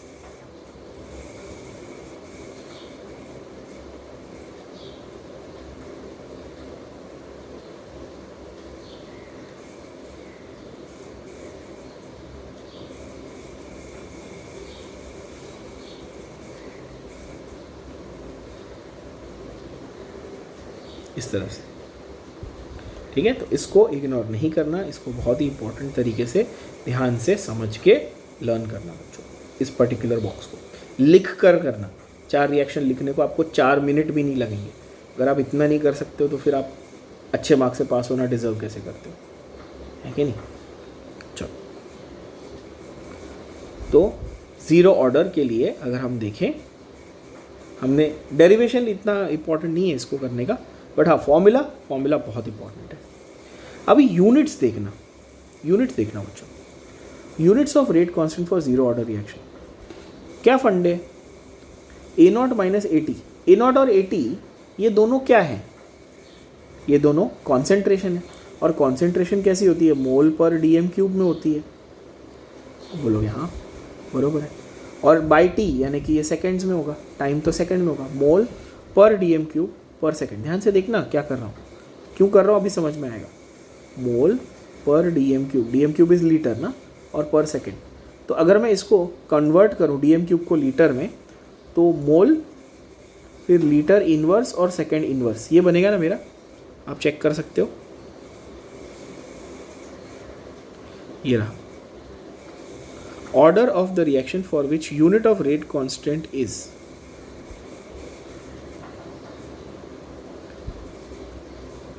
क्वेश्चन ध्यान से पढ़ो क्या बोलता है वो। रेट कांस्टेंट का यूनिट है मोल पर DM³ पर सेकेंड, ये है ना, मोल पर DM³ पर सेकेंड, आप देख सकते हो अपनी स्क्रीन पे, राइट। तो what is the order, order is zero order. Clear, समझ में आया। अगर एग्जाम में ये लर्न करके गए हो और रट्टा मार के गए और भूल गए, तो डिराइव कैसे करना है मैंने अभी बता दिया, सिंपल है।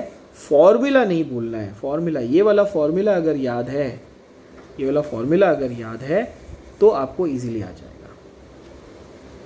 तो आपको इजीली आ जाएगा कि भाई अच्छा A0 और AT तो कॉन्सेंट्रेशन है ना, A0 और AT तो कॉन्सेंट्रेशन है, तो कॉन्सेंट्रेशन तो मोल पर DM³ में होती है, और पर यूनिट टाइम तो मोल फिर DM³ इन DM माइनस 3 S माइनस 1 मोल पर DM³ पर सेकेंड। तो किसका ऑर्डर था ये, इसका किस रिएक्शन का था ये ज़ीरो ऑर्डर था। इस तरह से करना है, ठीक है बच्चों, ये क्लियर हो गया होगा। अच्छा, और एक चीज़, सूडो फर्स्ट ऑर्डर। तो यहाँ तो मैंने बता दिया कि सूडो फर्स्ट ऑर्डर में ज़्यादा कुछ सोचने की ज़रूरत नहीं, क्योंकि जो इक्वेशन इसमें सारे लगेंगे वो फर्स्ट ऑर्डर वाले लगेंगे, नाम से ही पता चल रहा है नकली फर्स्ट ऑर्डर है। इसे आजकल तुम्हारा वो फैल्कन एंड विंटर सोल्जर में नकली कैप्टन अमेरिका घूम रहा है ना, जॉन वॉकर, जो लोग देखते हैं उनको पता होगा, ठीक है। तो सूडो फर्स्ट ऑर्डर में अगर आप देखोगे बच्चों, तो फंडा ये है कि वो रिएक्शन एक्चुअली फर्स्ट ऑर्डर का नहीं है, पर वो फर्स्ट ऑर्डर के सारे इक्वेशन, सारे जो फंडे हैं वो फॉलो करता है। अच्छा, वो फर्स्ट ऑर्डर का नहीं है तो वो कौन से ऑर्डर का है, वो फर्स्ट से ज़्यादा का है, 2 का हो सकता है, 3 का हो सकता है, जो भी हो, 1.5 का भी हो सकता है, पर इन रियलिटी वो फर्स्ट ऑर्डर के काइनेटिक्स को फॉलो करता है, यानी कि फर्स्ट ऑर्डर के सारे इक्वेशंस को फॉलो करता है। Reactions which are expected to be of higher order but follow first order kinetics, ठीक है। इसको हम लोग क्या बोलते हैं, सूडो फर्स्ट ऑर्डर रिएक्शंस। ध्यान से फिर से, सूडो फर्स्ट ऑर्डर रिएक्शंस क्या होते हैं, reactions that are expected to be of higher order but follow first order kinetics. Example, ये बहुत इंपॉर्टेंट एग्जाम्पल है, बिकॉज आपके पूरे टेक्स्ट बुक में ये एक ही ढंग का एग्जाम्पल है आपके सूडो फर्स्ट ऑर्डर रिएक्शन में, ठीक है। सूडो फर्स्ट ऑर्डर रिएक्शन का ये एक ही ढंग का example. This reaction was expected to follow second order, however it follows first order, ठीक है। ये रिएक्शन जो है आपका, जैसे कि अगर आप देखो एस्टर का हाइड्रोलिसिस है, ये मैंने आपको बहुत डिटेल में करवाया हुआ ऑर्गेनिक केमिस्ट्री में, फिशर एस्टरिफिकेशन का उल्टा है, ठीक है।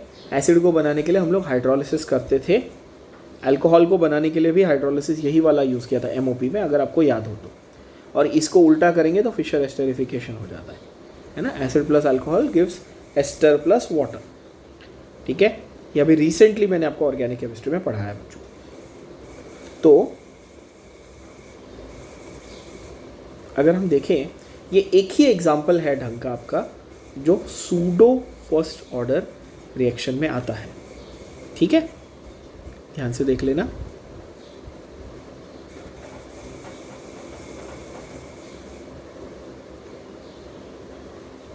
कहाँ गया? Give example of pseudo first order reaction clearly.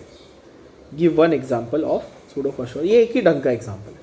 Hydrolysis of methyl acetate, example hydrolysis of methyl acetate. Methyl acetate का हाइड्रोलिसिस ये रहा।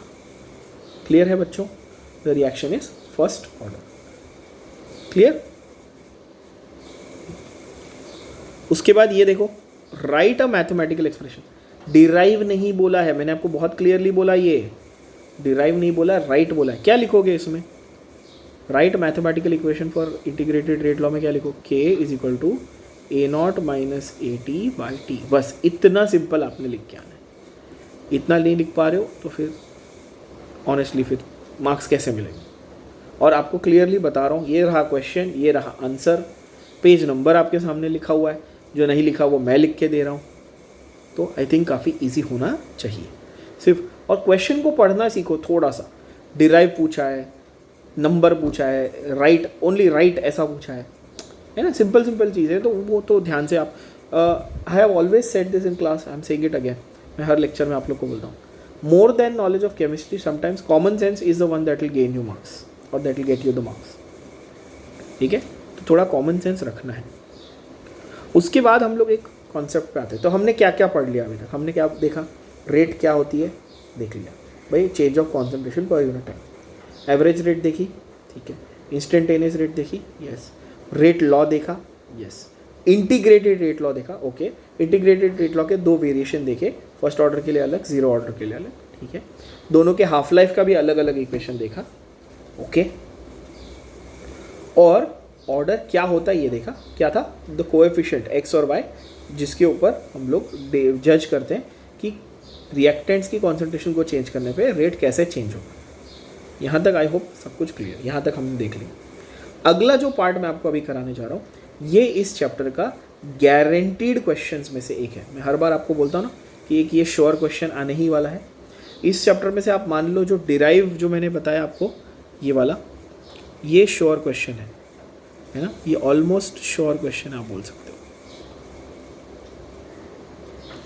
ओके। एक ये, और दूसरा ये वाला 100% श्योर क्वेश्चन है। इस चैप्टर से कुछ नहीं पूछा तो भी ये पूछेगा 100% पूछेगा हर बार, मतलब कि लिटरली हर दूसरे पेपर में ये रिपीट हो सकता है, इतना इंपॉर्टेंट क्वेश्चन है और होता ही है, इतने सालों से मैं देखते आ रहा हूँ, ठीक है। तो यहाँ पर आपको फंडा क्या है, क्या फंडा है लगाना है और किस तरह से उसके आंसर को लिखना है ज़रा समझा देता हूँ, ठीक है। नेक्स्ट कॉन्सेप्ट मैंने क्या बोला? ऑर्डर और मॉलिक्यूलरिटी ऑफ अ रिएक्शन के बीच में का डिफरेंस, ठीक है। ये कॉन्सेप्ट है हमारा अगला, distinction between order and molecularity. इस पूरे चैप्टर में से अगर आपके पास 5 मिनट है और आपको एक ही चीज़ पढ़ के जाना है जो एग्जाम में आएगा, तो आप ये पढ़ोगे। It is that important.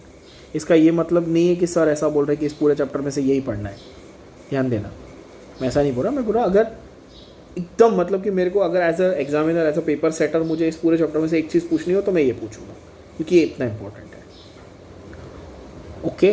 ध्यान से देख लेना बच्चों, ये पूरा जो डिस्टिंग्विश है, एज इट इज़ लर्न करो, as it is learn, as it is learn, ठीक है। आपको मैं एक्सप्लेन कर देता हूँ क्या क्या है। It is experimentally determined, it is theoretical.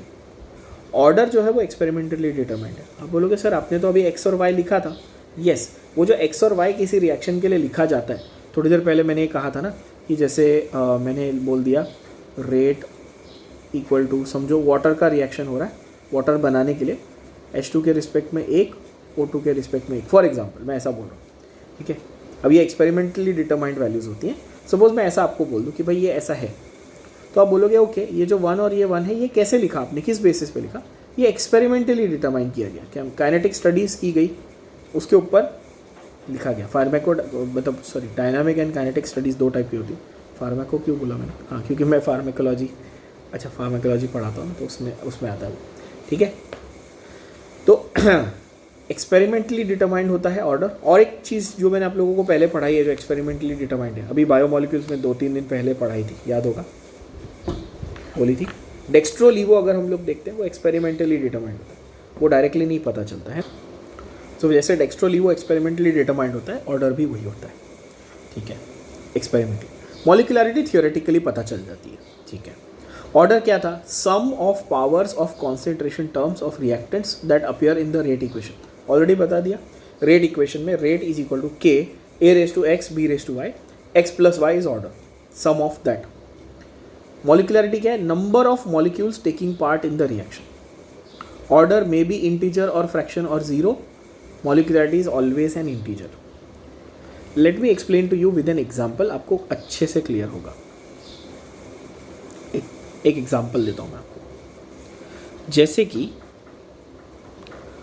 ये एक रिएक्शन आपको दिया हुआ है यहाँ पे, फर्स्ट ऑर्डर का रिएक्शन है, डीकॉम्पोजिशन ऑफ N2O5।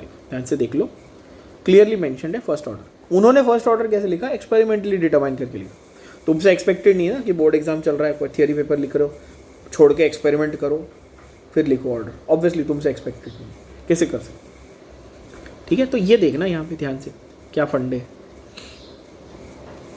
N2O5 का decomposition, how do you decompose N2O5?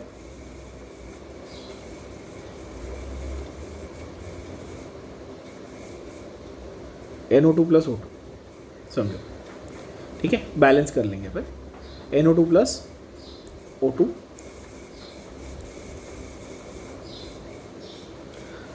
Balance करते हैं इसको, अरे सर 2 NO2 O2, चेक करो 4 2 सा 8 5, हाँ N2 प्लस O2, ये बैलेंस भी हो गया 4 और 1। यहाँ पर मुझे बताओ रिएक्टेंट्स के कितने मॉलिक्यूल्स पार्ट ले रहे हैं? 2, तो इसकी मॉलिक्यूलैरिटी हो गई 2। सीधा सीधा मॉलिक्यूलैरिटी तो रिएक्शन देखकर बता सकते हो, पर आप फर्स्ट ऑर्डर है ये देखकर नहीं बता सकते। आपको एग्जांपल अगर पता है तो आप बताओगे कि जैसे आप ये लर्न करके गए हो कि अच्छा सर N2O5 का डिकॉम्पोजिशन इज फर्स्ट ऑर्डर, ये आप लर्न करके गए हो। क्यों? क्योंकि किसी और ने एक्सपेरिमेंट करके लिख कर आपको दिया है। मॉलिक्यूलैरिटी आप देखकर बता सकते हो। मॉलिक्यूलैरिटी ये रही, रिएक्टेंट के कितने मॉलिक्यूल ने पार्ट लिया। तो आप देखेंगे यहाँ पे ऑर्डर आपको दिया है 1। क्यों? क्वेश्चन में दिया है ना, इतने देखो फर्स्ट ऑर्डर, ये ना देखो फर्स्ट ऑर्डर रिएक्शन दिख रहा है आपको, तो ऑर्डर तो दिया है 1, लेकिन मॉलिक्यूलैरिटी कितनी आई 2। तो ऑर्डर और मॉलिक्यूलैरिटी में फ़र्क है ना, क्लियर? ऐसे देखो H2 वाटर बनाना है, H2 लिया, O2 लिया, H2O बनाया, बैलेंस करो 2 2। तो कितने मॉलिक्यूल्स ने पार्ट लिया? 2 मॉलिक्यूल हाइड्रोजन, 1 मॉलिक्यूल ऑक्सीजन, मतलब मॉलिक्यूलैरिटी कितनी हो गई 3। बट इसका ऑर्डर क्या होगा? एक्सपेरिमेंटली डिटरमाइन करना पड़ेगा, है कि नहीं? ऐसा फंडा है। तो ऑर्डर और मॉलिक्यूलैरिटी में फ़र्क आपको पता होना चाहिए, जो अभी समझ में आ गया होगा। I am very sure, please ध्यान से सुन लेना, समझ लेना, ठीक है। और जो ऑर्डर है वो फ्रैक्शन भी हो सकता है, आपको ऑलरेडी बताया, सूडो फर्स्ट ऑर्डर में भी है, या जीरो ऑर्डर भी हो सकता है। ऑफकोर्स जीरो ऑर्डर भी है। जीरो ऑर्डर का मतलब ये है कि भाई रिएक्टेंट को कितना भी बदलो रेट में चेंज नहीं आने वाला, उसको जीरो ऑर्डर बोलेंगे ना, सीधी बात है। रेस टू जीरो हो गया, रेस टू जीरो हो गया मतलब ख़त्म, रेट ही आपकी जो है वो चेंज नहीं होगी। तो ये इस चैप्टर का सबसे इम्पॉर्टेंट क्वेश्चन है बच्चों। इसको आप मान सकते हो कि ये गारंटीड क्वेश्चन है आपके एग्ज़ाम में आने के लिए, ठीक है। चलो, तो थियरी में अभी अपने हार्डली कुछ बचा है, फटाफट ख़त्म कर लेते हैं। और एक चीज़ आपको पूछी है उन्होंने कि give an example of zero order reaction, ठीक है। यहाँ पर give example of zero order reaction, page number आपको बोल रहे 130 पे है, देखते हैं पेज नंबर 130 पे कौन सा एग्जाम्पल दिया भैया ज़ीरो ऑर्डर रिएक्शन का। Examples of zero order reaction, decomposition of ammonia और डिकॉम्पोजिशन ऑफ नाइट्रस ऑक्साइड, ये रहा N2O भी, ये दोनों आपके एग्जाम्पल हैं ऑफ ज़ीरो ऑर्डर रिएक्शन। जो मैं स्क्रीन पे आपके मार्क कर रहा हूँ, आप अपनी टेक्स्ट बुक लेकर बैठेंगे, उसको मार्क करेंगे। अगर आप नहीं कर रहे हैं तो आप बेवकूफ़ी कर रहे हैं बच्चों, ध्यान से सुन लेना, ठीक है। Okay, then you have zero order हो गया, okay. Explain pseudo first order with reaction हमने कर लिया, सूटेबल एग्जाम्पल के साथ कर लिया, yes. Distinguish between order and molecularity कर लिया, yes. Define order with examples, ये करते हैं, ठीक है। Distinguish between order and molecularity, मैं पेज नंबर्स लिख देता हूँ आपके लिए, ताकि अगर आप सिर्फ क्वेश्चन बैंक खोल के बैठे तो आपको पता तो चले कि कौन से पेज नंबर से पढ़ना है। ये रहा आपका page 125, okay. Then you have pseudo first order का एग्जाम्पल, कहाँ गया?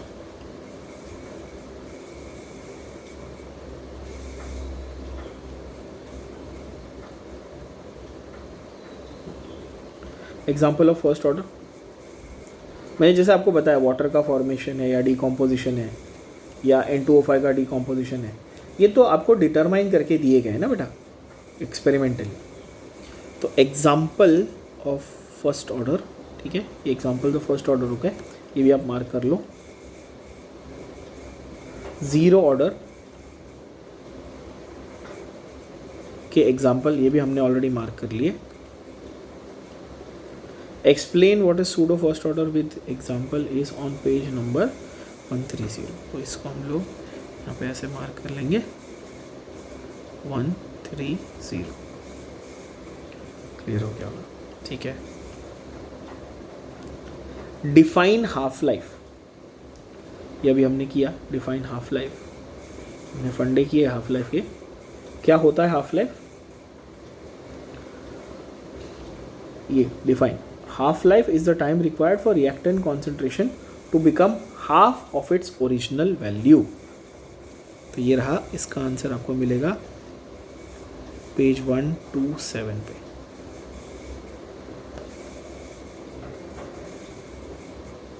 ठीक है, और यूनिट्स ऑलरेडी हमने क्लियरली देख लिए।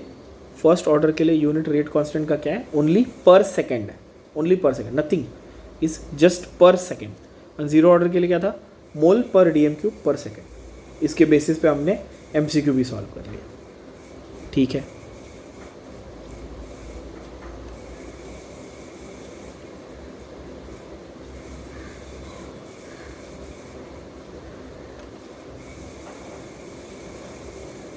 अच्छा, N2O giving NO2 plus O2, ध्यान से देखना।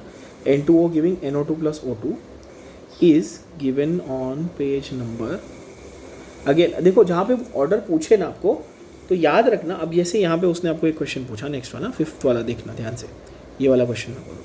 वो बोल रहा है ये आपको रिएक्शन दिया, इसका ऑर्डर बताओ। तो मैंने बताया ना, आप कितने भी बड़ा 30 मार्क खान एक्सपर्ट क्यों ना हो केमिस्ट्री में, आप रिएक्शन देख के उसका ऑर्डर थोड़ी बता सकते हो। आपको रिएक्शन देख के उसका ऑर्डर थोड़ी बता सकते हो, आपको तो एक्सपेरिमेंटली डिटरमाइन किया जाता है ना ऑर्डर। तो या तो आप लर्न करके गए तो आप बता सकते हो। तो यहाँ पर देख लो आप, NO2 giving NO2 plus O2, दिख रहे हो है ना? ये रिएक्शन आपको दिया हुआ है। आई थिंक इन्होंने कुछ प्रिंटिंग एरर किया हुआ है। N2O giving NO2 plus O2 होना चाहिए था। हाँ, प्रिंटिंग एरर है जैसा मैंने बताया। I just check that. ये N2O5 होना चाहिए, इसको चेंज करो प्लीज़। ये लोग का क्या मतलब, यहाँ पे हम अकेले टीचर पढ़ा लेते हैं, इतने एरर नहीं होते। इनके पास पूरी टीम है, पूरी मिनिस्ट्री लेके बैठे हैं एजुकेशन की। ये लोग एक ढंग का बिना एरर का ना क्वेश्चन बैंक बना पा रहे हैं ना टेक्स्ट बुक बना पा रहे हैं। बताओ, N2O5 है बच्चों, और N2O5 becoming NO2 and O2, ये तो आपको पता ही, अभी मैंने आपको बताया। N2O5 becoming NO2 and O2 जो है आपका डिकम्पोजिशन ऑफ N2O5। ये रहा, इस तरह से आपको ऑर्डर सीधा दिया हुआ है 1, तो आपको लिखना है इसका ये फर्स्ट ऑर्डर रिएक्शन है। ठीक है, as I mentioned clearly, please understand what is the order of the reaction. वो आपसे एक्सपेक्ट कर रहा है, आपको सॉल्व करके डिराइव करके ये नहीं आने वाला है। तो ये अपने आप से एक्सपेक्ट भी मत करना कि आपको आएगा। आप सॉल्व करके डिराइव करके नहीं निकाल सकते हो, क्योंकि ऑर्डर अपने आप में, ये आपको दिमाग में होना चाहिए कि ऑर्डर अपने आप में एक ऐसी क्वांटिटी है जो एक्सपेरिमेंटली डिटरमाइंड है। आप सॉल्व करके नहीं बता सकते। Either you know the answer, you don't know the answer, simple. N2O5 का आप लर्न करके गए तो आपको आएगा, नहीं तो भाड़ में, नहीं तो नहीं आएगा। सिंपल। ठीक है, तो यहाँ पर ऑर्डर क्या लिखेंगे आप लोग, ये फर्स्ट ऑर्डर है बेटा, ये क्या है, फर्स्ट ऑर्डर है। ओके, ये कौन से पेज पे मेंशन्ड है मैं आपको वो भी बता दूँ, ये लोग ने तो examples of first order I think so में मेंशन होगा, ये चेक कर लें, किया ना अपन ने mark example of first order में, नहीं ये होना चाहिए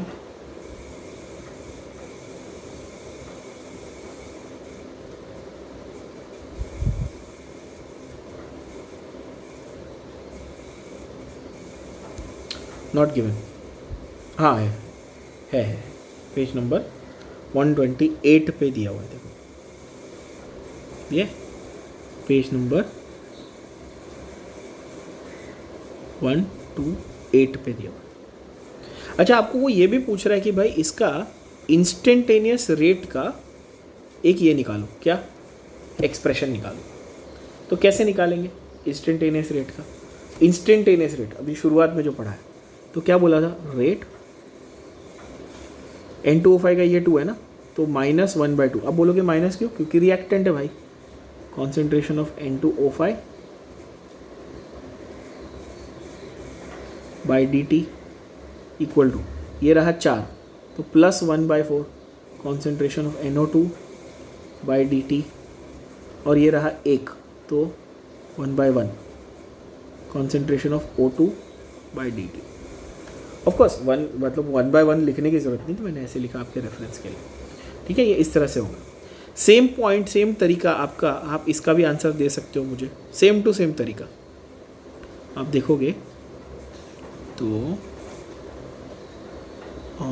रेट लॉ, ये रेट कांस्टेंट इज पर सेकंड मतलब आप देखो, तो सारे जो फंडे हमने पढ़े वो लगा लेते हैं हम, पर सेकंड रेट का कांस्टेंट का यूनिट देखकर मैं बता दूं फर्स्ट ऑर्डर है, पर सेकंड है फर्स्ट ऑर्डर हो गया, ख़त्म है ना।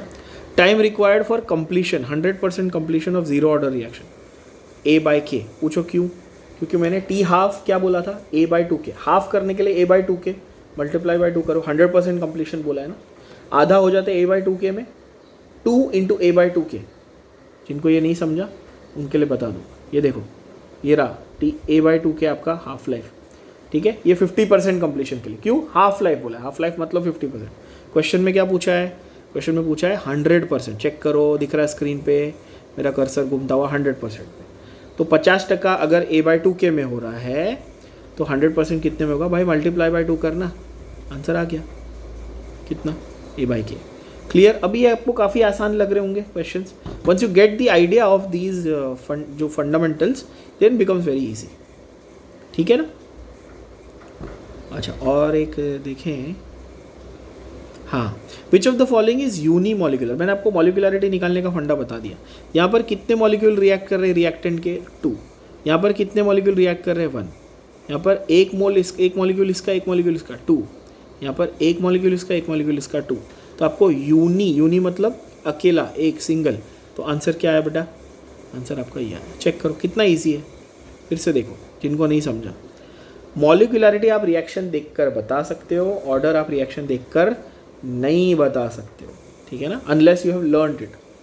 इसका मॉलिक्युलरिटी कितना है 2, इसका मॉलिक्युलरिटी कितना है 1, इसका 1 और 1 कितना हुआ 2, इसका 1 और 1 कितना हुआ 2, है कि नहीं, देख लो, देख सकते हो आप लोग। तो मुझे यूनिमॉलिक्यूलर बोला है तो मैं बी को मार्क करूँगा, सिंपल, इस तरह से देखना, ठीक है ना, क्लियर। और एक देख लो, डीकॉम्पोजिशन ऑफ अमोनिया बता दिया ऑलरेडी, ज़ीरो ऑर्डर है, एग्जाम्पल में मार्क करवा दिया, पेज नंबर आपके सामने दिया हुआ है, ये ज़ीरो ऑर्डर है, decomposition of ammonia is zero order, ठीक है।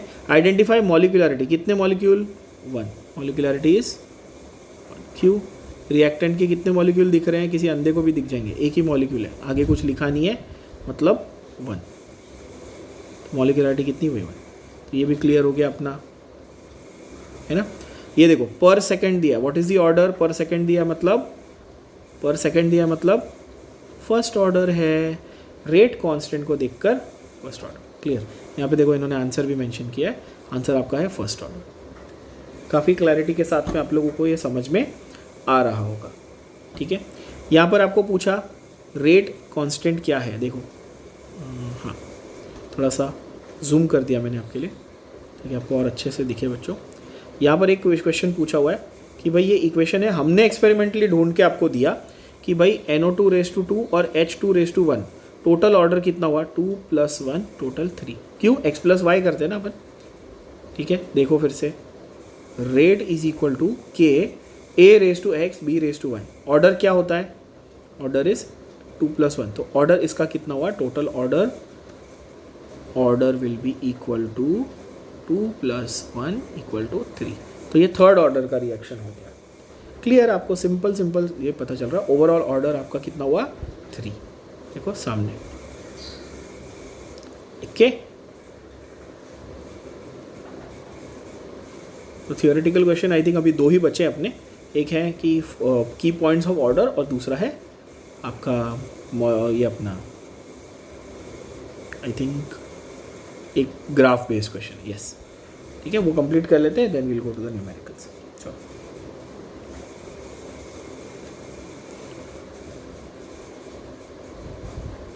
डिफाइन मॉलिक्यूलरिटी भी पूछा हुआ है, वो भी बता दो भाई, मॉलिक्यूलरिटी कहाँ पर डिफाइन किया हुआ है।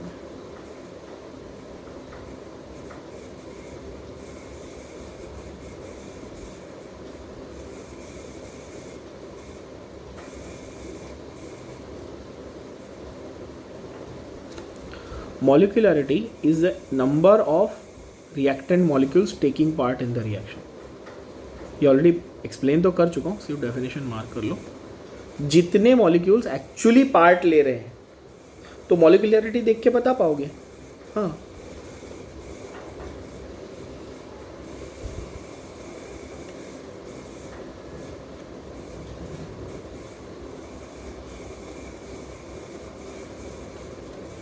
पेज 125 पे इसका आंसर मिलेगा, मार्क कर दिया आपके लिए मैंने, ठीक है बच्चों।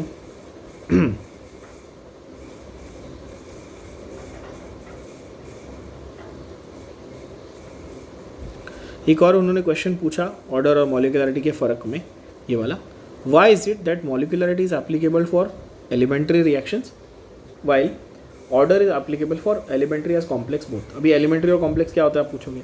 एलिमेंट्री मतलब सिंगल स्टेप, कॉम्प्लेक्स मतलब मल्टीपल स्टेप्स, सिंपल। एलिमेंट्री मतलब एक स्टेप पे होने वाला, कॉम्प्लेक्स मतलब बहुत सारे स्टेप में होने वाला। तो याद करो, मैंने आप लोगों को SN1 SN2 सिखाया था HDA में, उसमें बोला था उल्टा याद करना। SN2 में एक स्टेप होता है, SN1 में 2 स्टेप होते हैं। तो SN2 क्या हुआ, एलिमेंट्री हो गया, SN1 क्या हो गया, कॉम्प्लेक्स हो गया, ऐसा है ना, ठीक है। एलिमेंट्री मतलब सिंगल स्टेप, मैं आपके सामने मार्क कर रहा हूँ स्क्रीन पे, कुछ नया नहीं बता रहा हूँ, तो टेक्स्ट बुक में वही आपको सिंपल भाषा में समझा रहा हूँ। आप मार्क करेंगे तो आपको याद रहेगा सिंपल तरीके से, ठीक है। अब ये है फंडा कि भाई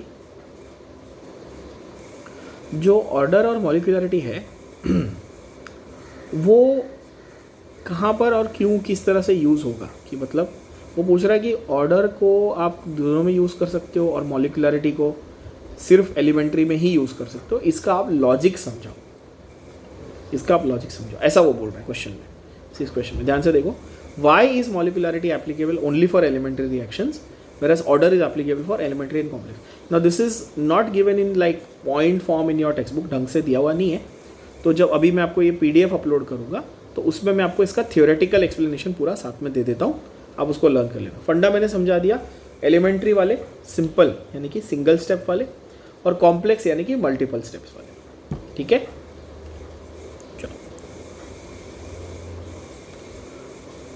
और एक चीज़, for a zero order reaction molecularity can never be zero. 3 mark का क्वेश्चन है, ध्यान से देखना। For a zero order reaction molecularity can not be zero.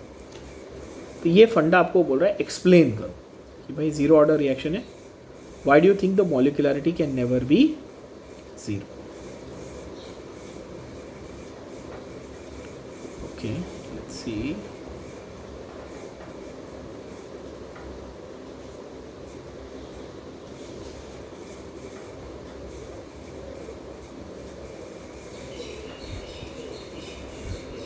Again this is not given, so theoretical है पूरा explanation, cannot be zero.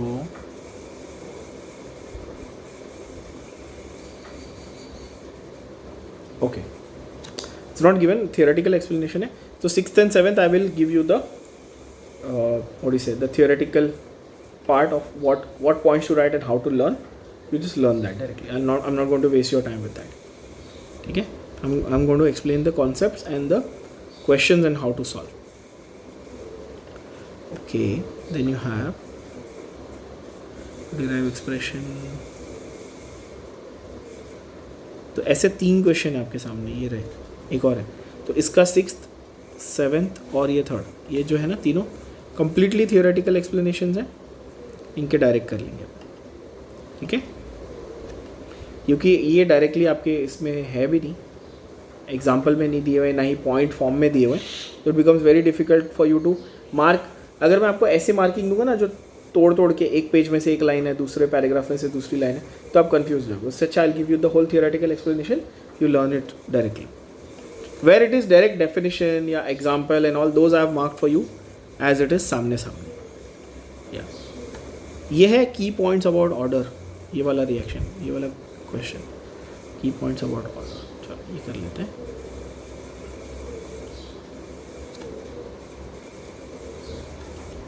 Key points about order. Order क्या है? Overall order is given as the sum of the powers of the concentration terms in the rate law equation. जो rate law equation था उसमें x और y जो थे उनका सम है, ठीक है. ये तो ऑर्डर है, ये डिफाइन कर दिया.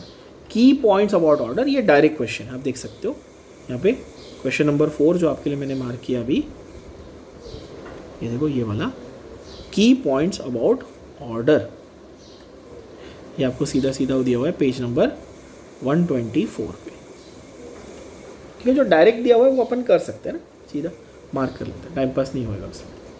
चलो, order of chemical reaction is experimentally determined, 1000 बार बोला मैंने, 1000 बार, 1.5 घंटे के लेक्चर में 1500 बार बोल दिया. I am exaggerating of course. या ऑर्डर कैन बी इंटीजर और fraction. Yes, it can be integer also, it can be fraction also. एक ही एग्जाम्पल आपको दिया हुआ है जहाँ पर फ्रैक्शनल है, जो 1.5 यानी 3/2. एग्जाम्पल देख लो, तो आपको अगर उनका मूड हुआ बोर्ड एग्जाम में ऐसा पूछ लिया उन्होंने, राइट और give example of one reaction where the order is fractional.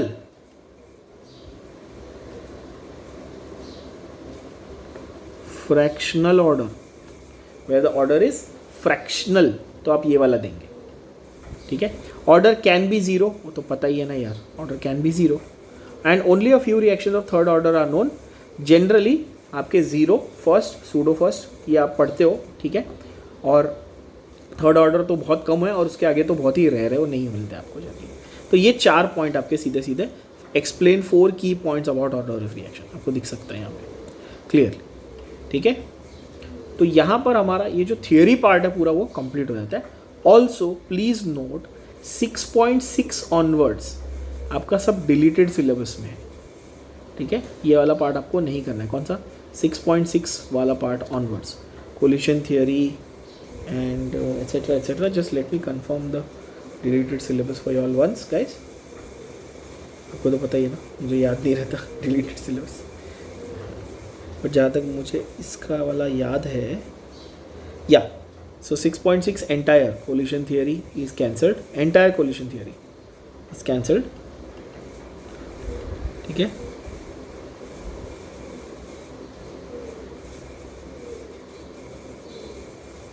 पूरा कोलिशन थियरी इज कैंसल्ड, मतलब 6.6 and it's what do you say सब सेक्शंस.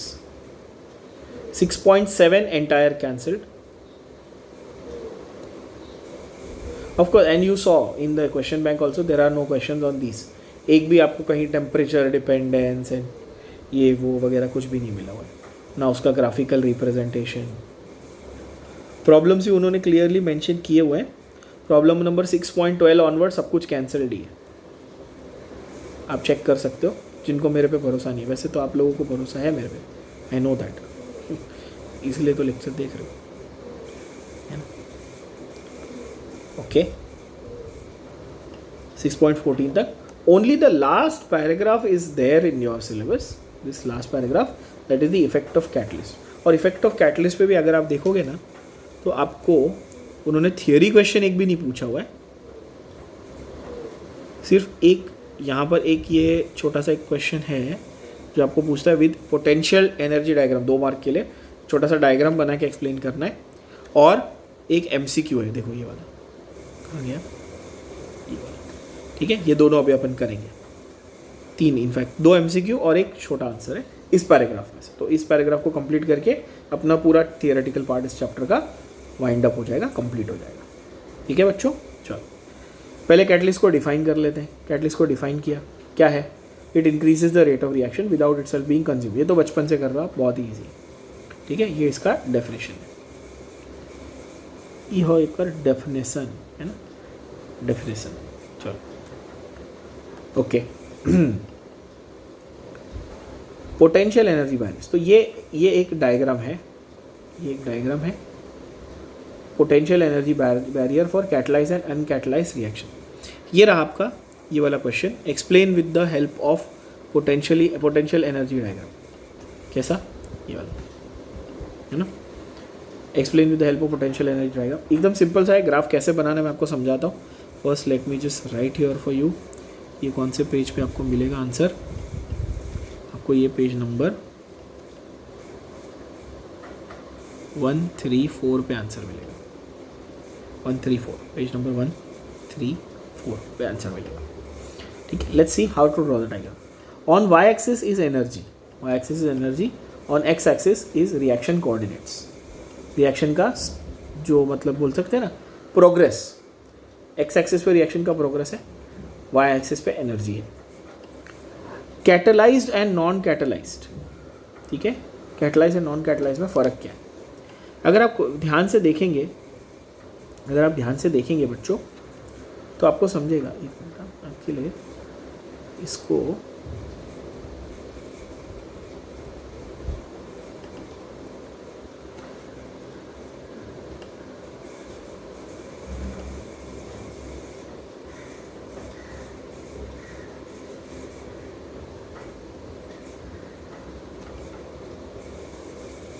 हाँ, यहाँ पे मैंने आपके लिए इसको रोटेट करके ले आया हूँ, ठीक है, आप देख सकते हो।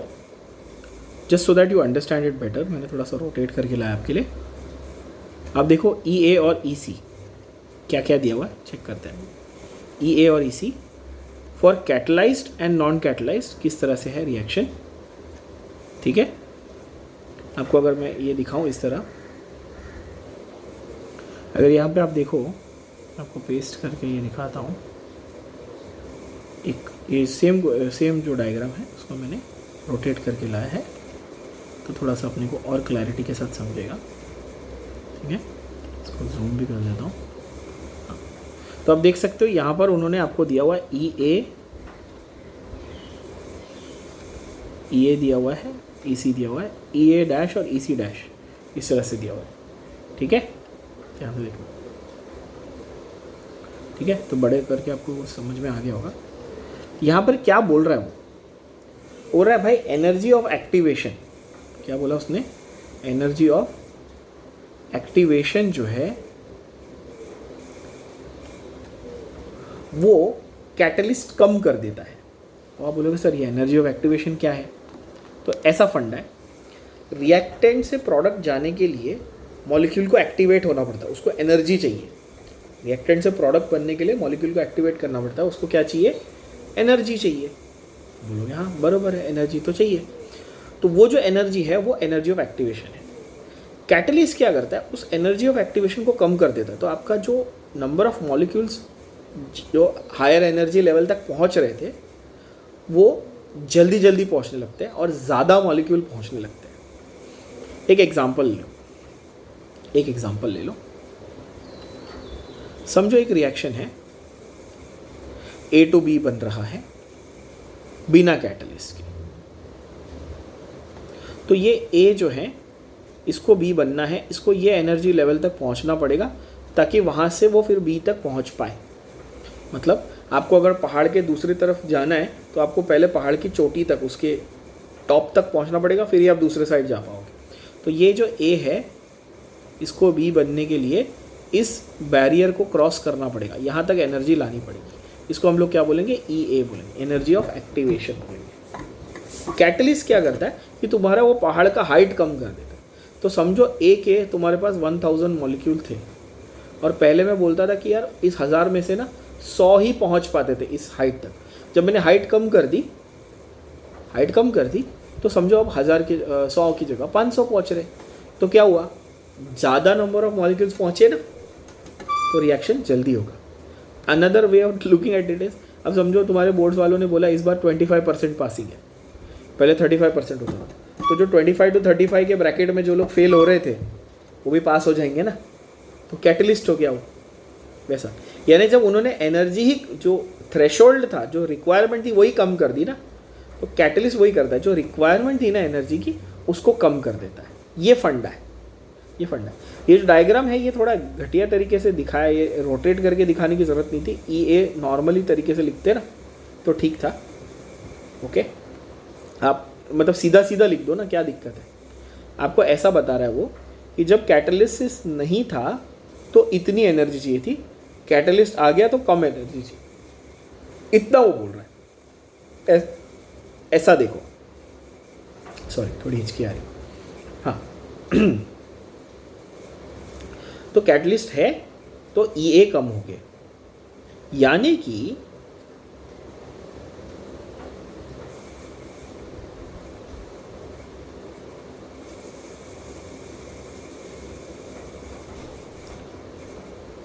Catalyst provides pathway with lower activation energy. ये स्टेटमेंट, कैटलिस्ट क्या करता है, एक पाथवे प्रोवाइड करता है जिसमें एक्टिवेशन एनर्जी कम लगने वाली है।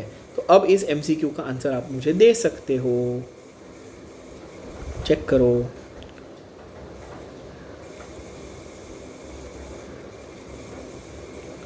नाइन्थ वाले का आंसर आप मुझे दे सकते हो। 9th MCQ का आंसर आप देखो, आपके स्क्रीन पे आपको दिख रहा होगा। Effect of catalyst in a chemical reaction is to change the activation energy. Clear, activation energy को चेंज करना है। और rate of catalyse reaction is larger than uncatalyse. Why? Because energy of activation is lower now. Catalyst में EA कम हो गया। 7th वाला और 9th वाला डायरेक्ट आपको आंसर मिल गया MCQ। मैंने क्या बोला, कैटलिस्ट का काम क्या था बच्चों, एनर्जी ऑफ एक्टिवेशन को कम करना उसका काम था, जिसका मैंने आपको सिंपल तरीके से एग्जांपल बताया। आप समझो मैंने पासिंग मार्क कम कर दिए तो हर गधा पास हो जाएगा। ठीक है, तो आप अच्छा पढ़ रहे हो तो आप पास हो गए, और जो नहीं भी पढ़ रहा है वो भी पास हो जाएगा। वैसा ही कैटलिस्ट ने क्या किया, एनर्जी ऑफ एक्टिवेशन जितनी रिक्वायरमेंट थी वही कम कर दी, तो अब सारे मॉलिक्यूल पहुंच गए रिएक्टेंट से प्रोडक्ट तक। तो ज़्यादा मॉलिक्यूल पहुंचे तो ज़्यादा अच्छे से रिएक्शन हुआ, ज़्यादा फास्ट रिएक्शन। क्लियर है ये? आई होप सबको क्लियर हुआ बच्चों, है ना। और यही पोटेंशियल एनर्जी डायग्राम है जिसको आपको पेज 134 पे दिया, मैंने आपको मार्क करके दिया, जिसके बेसिस पे कैटलिस्ट का एक्टिवेशन एनर्जी के लिए